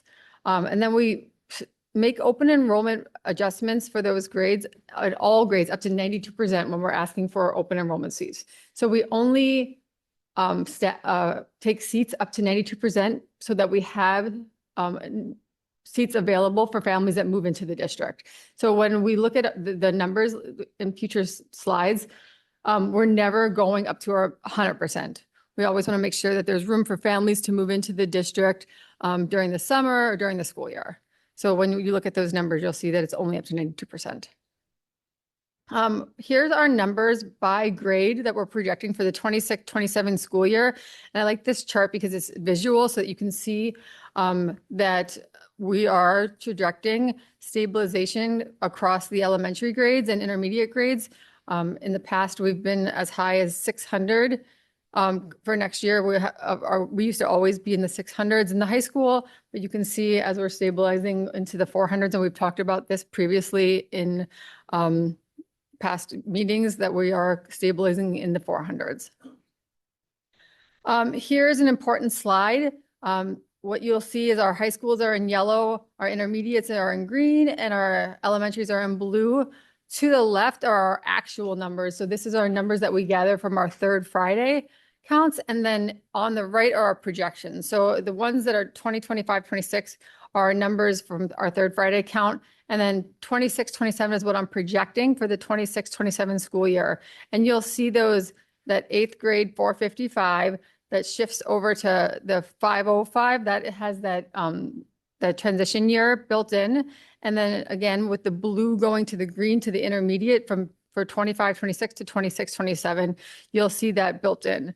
And then below are our grade bands, and the colors coordinate down there as well. So you'll see for the grade band 9 through 12, for 25, 26, there's 2,237 kids for actual. And then we project for the 26, 27, 2,091. And why these grade bands are important is for total numbers for 25, 26, we were actually at 6,449, and we're projecting 6,258, which is a difference of 191 kids.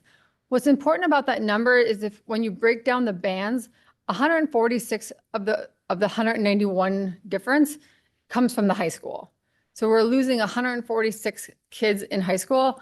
Only 23 are at intermediate, and 22 are at the elementary. So when we look at our open enrollment ask later, keep those numbers in mind. So how do we determine what our staffing and what our open enrollment ask is for next year? So we determine the projected enrollment for the 26, 27 by applying the approved sections that we need based on these numbers by the matrix that was approved by the school board. We project enrollment at each school to determine the number of sections required to make classes fit. We determine the number of staff required to teach those sections, resulting in the number of seats, or resulting in the number of open enrollment seats that I'm asking of you. Each year we've done this. We have our projected enrollment, then third Friday comes in at our actual enrollment. And here is a chart that shows what the difference has been for the last 5 years. As you can see, in the last 5 years, all but one, we've projected it out, and we've only been 1.5 difference for our projected enrollment. So we've been pretty close every year using this process. So I just wanted to show you how we've been doing it. So here's our actual 26, 27 projected enrollment by school breakdown. So I'll go through Franklin so that you can kind of see how this is broken down. So for Franklin, their current staff for this year, they had 12 staff that they had. And then for projected for 25, 26, they had 255. Their third Friday count which was actually what we counted in their building, was 239. Their third Friday count or the second Friday January count was just done January 9th, was we will probably have for you when we come back on the 26th. I hope to have those numbers filled in for you. And then their projected for 26, 27 is 222. And so that's how each line of that works across. So if you go through Hoover, that tells you what the staff they have this year, what they were projected for this year, their third Friday count. We're still working on the January 9th enrollment, and then what they're projected at for the following 26, 27 school year. Any questions about that? Okay. So here are the section size and student teacher ratio that was approved by the school board. So you can see there's an elementary and a secondary planned class max. When it's filled to 92%, and what the 92% of class max is, and what the optimal number is for that.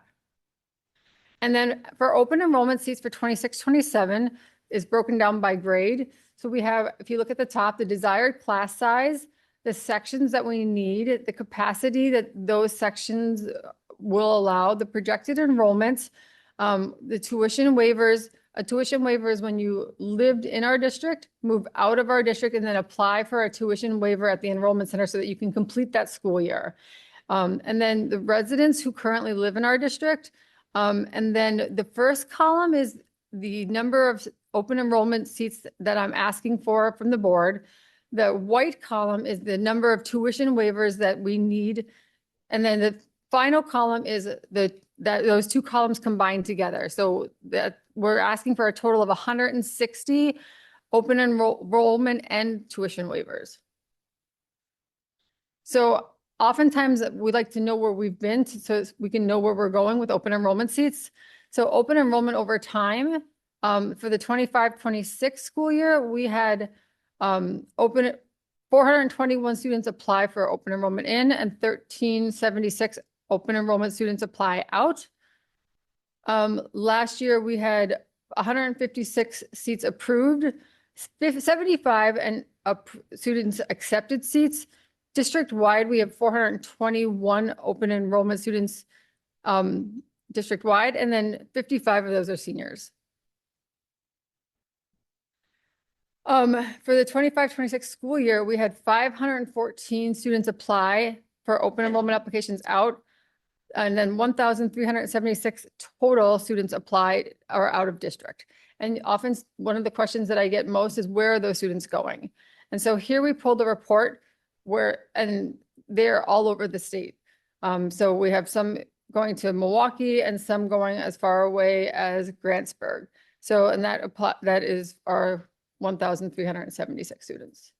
So as you can see, there are just not one specific place that our students that are open enrolling out are going.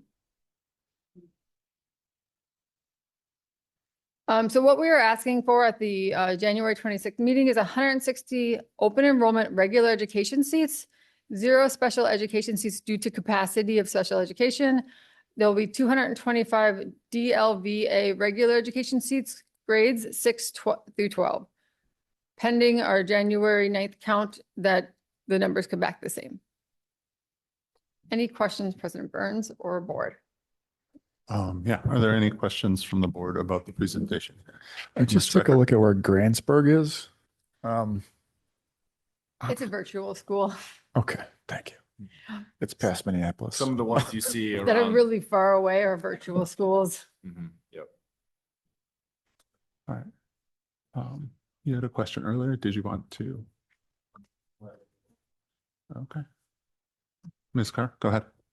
And you might have said this. How many open enrollment seats did we have last year? You're asking for 160 this year? 156.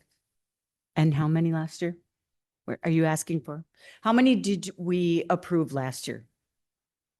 156. 156. Okay. And we're asking 160. Yes. Got it. Yep. Okay. Other questions from the board?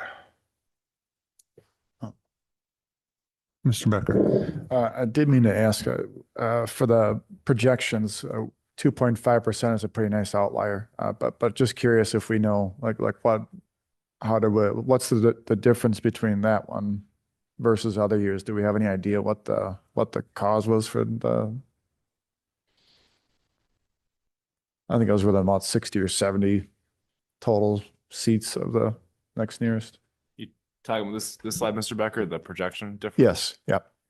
Yeah, it was 168 versus 117 as the closest. Just curious about if you had any idea why. Why it was 2.5 that for 24-25? Yeah, versus. No. Okay. Yeah. Okay. Other questions? Mr. Lee, you had a couple? Yes, thank you. I just want to point out, and I know this is partially my fault because I brought this up before, but the column on the open enrollment slide, 2026-27 slide, they don't add up to 160. So I know that must be Yeah, that's correct. So the rows, like ninth grade's a good example. You see 51 seats, 2 and then 51. The 2 is baked into the 51. So the first 2 kids of the 51 that get those seats are going to be kids on waivers. Okay. If you go up to first grade, you see 0 and then you see a 3 and then a 3. You go, well, if the board approves 0, the 3 kids on waivers won't get in. So the board's got to approve. If the perspective of the board is anyone that attends that applies on a waiver and it's not habitually truant should get in, then those 3 kids should get in. So we're asking the board to approve 3 seats. So that's why they don't add up. Okay. I just wanted to make sure that we went over that. Historical data for the percent for our K4, K5, and 9th grade. How many years is that we're looking historically? And are you taking X amount of years and averaging it, or how are you coming up with that percent? You mean this slide, Mr. Lee? Like the You have a transition slide grades? that says, it basically said that it's 11% Yeah, right here. bump for ninth grade and 18% bump for kindergarten, right? Yeah. And that's based on historical data. So my question is, how many years historical data, and how are you coming up with that percentage? Is it an average of the years? It was just last year's data, and so we went with that. So let me know that We're information. able to go back. We usually look back for the last 5 years when we do our 5-year projection. And sometimes there's outliers too. I don't have it directly in front of me, but I do know when I was working on this a few years ago, like part of the process looking at like COVID years when enrollment was lower, it's like, do you pull that out? Because that brings down averages. Right. So, you know, that could be some of the conversation to Mr. Becker's question too. Like, how are you off that year? We maybe included a transition year we shouldn't have with COVID, and weird things were happening with enrollment at that time. Yeah. Because with the 5-year analysis, when I look and I see the numbers and I look, okay, like for the last 5 years, I usually shift like the 2021 school year off the chart. And then we just kind of keep track. And then I'm able to keep looking back and saying like, well, why was the fifth grade this way? And sometimes like, I know there's been years where I'll just look at if there's a year that's really off, I'll kind of do the numbers for 4th grade or 3rd grade just to see like, why was that class so high? Or why was the enrollment in 1st grade so high that year? And I'll just kind of run the numbers for that as well. So it's this cycle, we did kindergarten and 9th grade. We always do those transition years, but sometimes there's a class that just warrants, a cycle of data too. Okay. Well, I think that the number of years is important so you can smooth out Yeah. those peaks and valleys that Absolutely. you would see We over time. We always do at least 5 years. And if it needs more, we can look back at that. Yeah, good example, like 6th or 5th to 6th grade just fell off. So if you look back, you'll actually go, oh, 5th to 6th went down every year. But if you look back 10 years, the aggregate average would tell you you'd have a delta increase. But Yeah. historically, we're not seeing that more recently. So I'm like, well, we probably should not even have it. We should probably just leave it flat at best. And then if we see that again next year, you might see the opposite. You might see a reduction. But it's hard to imagine the kids you have today won't be here tomorrow. It's just a weird kind of thing to think about. We don't do that anywhere else, so. Okay. But yeah, good question. I noticed on the slide for open enrollment out that New Berlin's on that list, but New Berlin doesn't have any open enrollment seats. Where are those from? So the open enrollment is a sum accumulation of the past however many years of a kid's grade eligible. So if you approved seats 10 years ago and the student was in kindergarten, they would still be on this list because they still could be enrolled. Okay, so you think this is historical? Yeah, this is historical. This is not, well, these numbers are active. They're active, but the student could have been active for 10 years. Do you follow what I'm saying? Yeah, they could have enrolled as a Yeah, so those 832 in Milwaukee those 196 in 9th through 12th could have been open enrollment for the past 8 years. So they could have approved those seats 10 years ago and those students could still be in the system. Now they could be approving 0 seats going forward. That could happen. Right. But they might phase out those 30 seats they approved 10 years ago, 5 years from now. Yeah, they approved 50 seats 5 years ago. So I'm looking at the grades 1 through 5. There's 8 in New Berlin. Now, is this private and public? Oh, just public. It's only public. So I would expect next year that number goes to 0. If it doesn't go to 0 by next year, I would have questions about it. Well, Because if they all graduate. Well, this is grades 1 through 5. I'm looking specifically at grades just 1 through 5. There's okay. 8 students from our district Okay. that are listed as open enrollment to them. They opened 50 seats 5 years ago. So this should be the last year. I'm presuming they're all 5th graders. So if they are here again next year, I would have questions about that because they haven't opened any seat since. Okay. I know every year they don't. Since that they were trying to get Sam Filippo to give them the special treatment up at the state legislature. So I just had questions about that. for the virtual schools in the future for this, can you just put like a V in parentheses? Absolutely. So, because Merrill and stuff like that, that's really far away. Yeah, No one's no. driving that. So No, I absolutely. think that if you could just put a V, that would help just Not a for the problem. readability of the chart. The other thing I had was about the distribution of open enrollment students at our district. So historically, the reason that we went away from inter-district transfers because a lot of our open enrollment students were majorly showing up in our Eastern schools. Do we know percent-wise how many are in each school and how that distribution is happening? And every year that we're opening up these open enrollment seats, where are they going? Is it being distributed somewhat evenly, or are they going to more one group of schools over another? Yeah, that's a good question. So I was just talking to Connie, kind of with it off quick. We'll likely have to bring that back, that question, because you're asking where are our students, the 421, how are they spread across it's a good question. Yeah. But typically Connie looks at, well, just because there's 13 seats in 4K, again, it's up to 92%. So you might have, to your question, it could happen where Hoover, Walker, Wilson, and pick another school, Irving, all are at 93%. Well, how do you get 13 seats? It might mean that Franklin, Horace Mann, Jefferson are all at 90. So those 13 seats are going specifically to those schools. Now, kindergarten could be the opposite. So we'd have to bring back kind of a school by school analysis. But generally, we've tried not to fill any grade at any school or any school over 10% open enrollment. That's been the goal. It should be less than that per school. Okay. So, But to your point, though, I think you bring up a good question because I think we often have parents, I encounter a lot about the open enrollment. They're like, well, that's okay. I don't want to see because that's not the school I wanted to go to. I wanted to go to this school. And unfortunately, you have schools that they probably don't desire to attend that have the vacancies, that have the space. So it is sort of like, this I don't want to say that parents sometimes play a game with it, but they really are trying to position themselves to get where they want to be versus where we have space for. and that's part of the story here that you can see. That's why the board approves 156 seats last year and only 75 accept. That doesn't mean that there wasn't 120 people that met with Connie. There likely They was. show up. It just, Yeah. I wanted to go to this school and I got that school. And that's just how it shakes out, That's a good point. But And I understand it, but I want to make sure that we don't end up in the same situation where we did Lopsided. before, where I remember Central, I think they had like 30% open enrollment or something like that. It was a large percentage of that. And it's hard when you're building a culture in a school if a lot of families are from outside the area. Sure. Because they're less likely to be able to participate in school events that occur after school, before school, on weekends, because it's further for them to travel.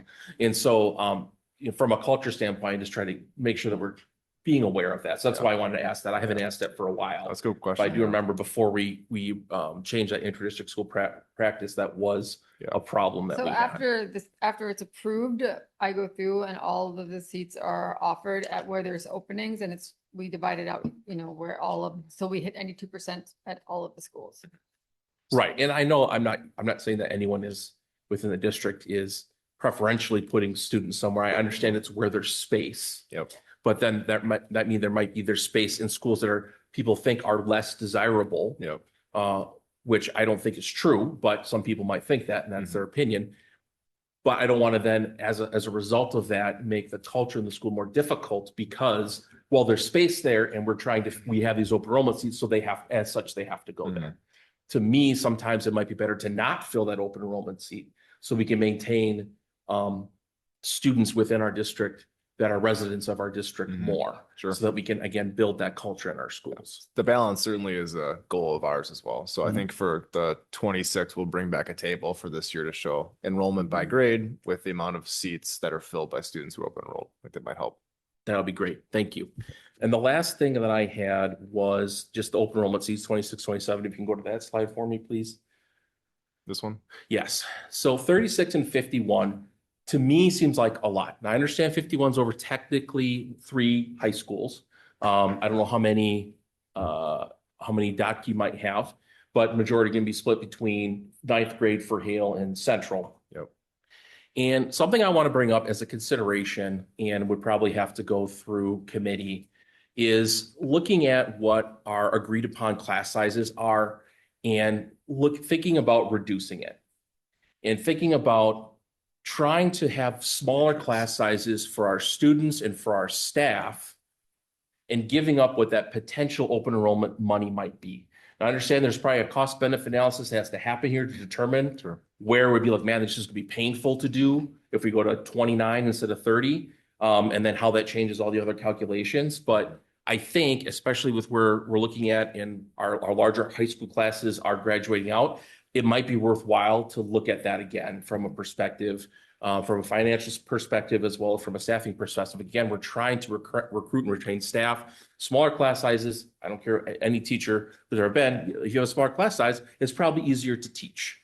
And for families, it's also a benefit for families, right? They understand their students are going to get more attention because there's fewer of them that staff member has to pay attention to, has to address, and has to educate. So, you think reducing it by one may not be a big deal. I understand it might be a big deal because you don't know how many more sections that might create in doing so. But I would like to look at that because when you see the bigger numbers in ninth grade, especially when we know we're already giving 11% bump to that because we think we're going to get people coming back after from other schools, we're still allowing 51 seats. We're opening 51 seats in that grade, and how many will be selected. I get all that. But then if they're not taking it, we're not getting the money anyway. So then maybe it's less of a pain point if we're reducing that total amount. So I think that'd be something that's worthwhile to look into and see if we might then overall, again, reducing those open enrollment seats and then focusing more on trying to improve what's happening in the classroom. Yeah, I can certainly, once we get the course request from Connie's department, I can certainly run that on 25 and see what that looks like, bringing that 30 to 27 and 27 down to 92. I can do that. That'd be great. Thank you. So Mr. Lee, can we tag team on this one? Because this is what I've been fussing with Aaron about as well. Oh. So, yeah, so we can tag team on this one. I'm with you on that one. Lowering class size. Awesome. All right. Thank you. That's all the questions that I had. Thank you very much. Mr. Keller.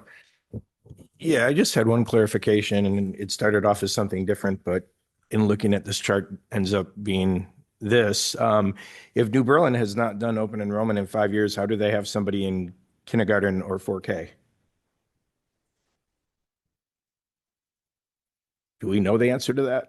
We can certainly clarify to ensure that this is pulled out of Opal. Okay. State website or state program that's used to track open enrollment students. So I don't know. That just, we can clarify that that's correct. If it is correct, we'd have, unless we put an inquiry into the state to make sure. That'd be the only way to know. Okay. It just kind of jumped out because it's kind of been a conversation that's come up multiple times in different formats. So just interesting to see that number there. Sure. All right. Any other questions from the board? No? All right. Thank you both for the presentation. Thank you. All right. And so at this time, then we're going to go to item 14 here. So the board will convene into executive session pursuant to Wisconsin statute 19.85, parent 1, parent F, for the purpose of considering a student disciplinary expulsion order, which, if discussed in public, would be likely to have a substantial effect upon the reputation of the student involved. At this time, I would entertain a motion. Move into executive session. Second. Sarah, would you call the roll, please? Mr. Verbos? Present. Yeah. Ms. Steele? Mr. Lee? Yes. Mr. Becker? Yes. Ms. Kaiser is excused. Ms. Carr? Yes. Ms. Lee? Yes. Mr. Keller? Yes. President Burns? Yes. All right. Then if there is no objection, we will recess for 5 minutes while the boardroom is set up for closed session. There being no objection, we will recess for 5 minutes.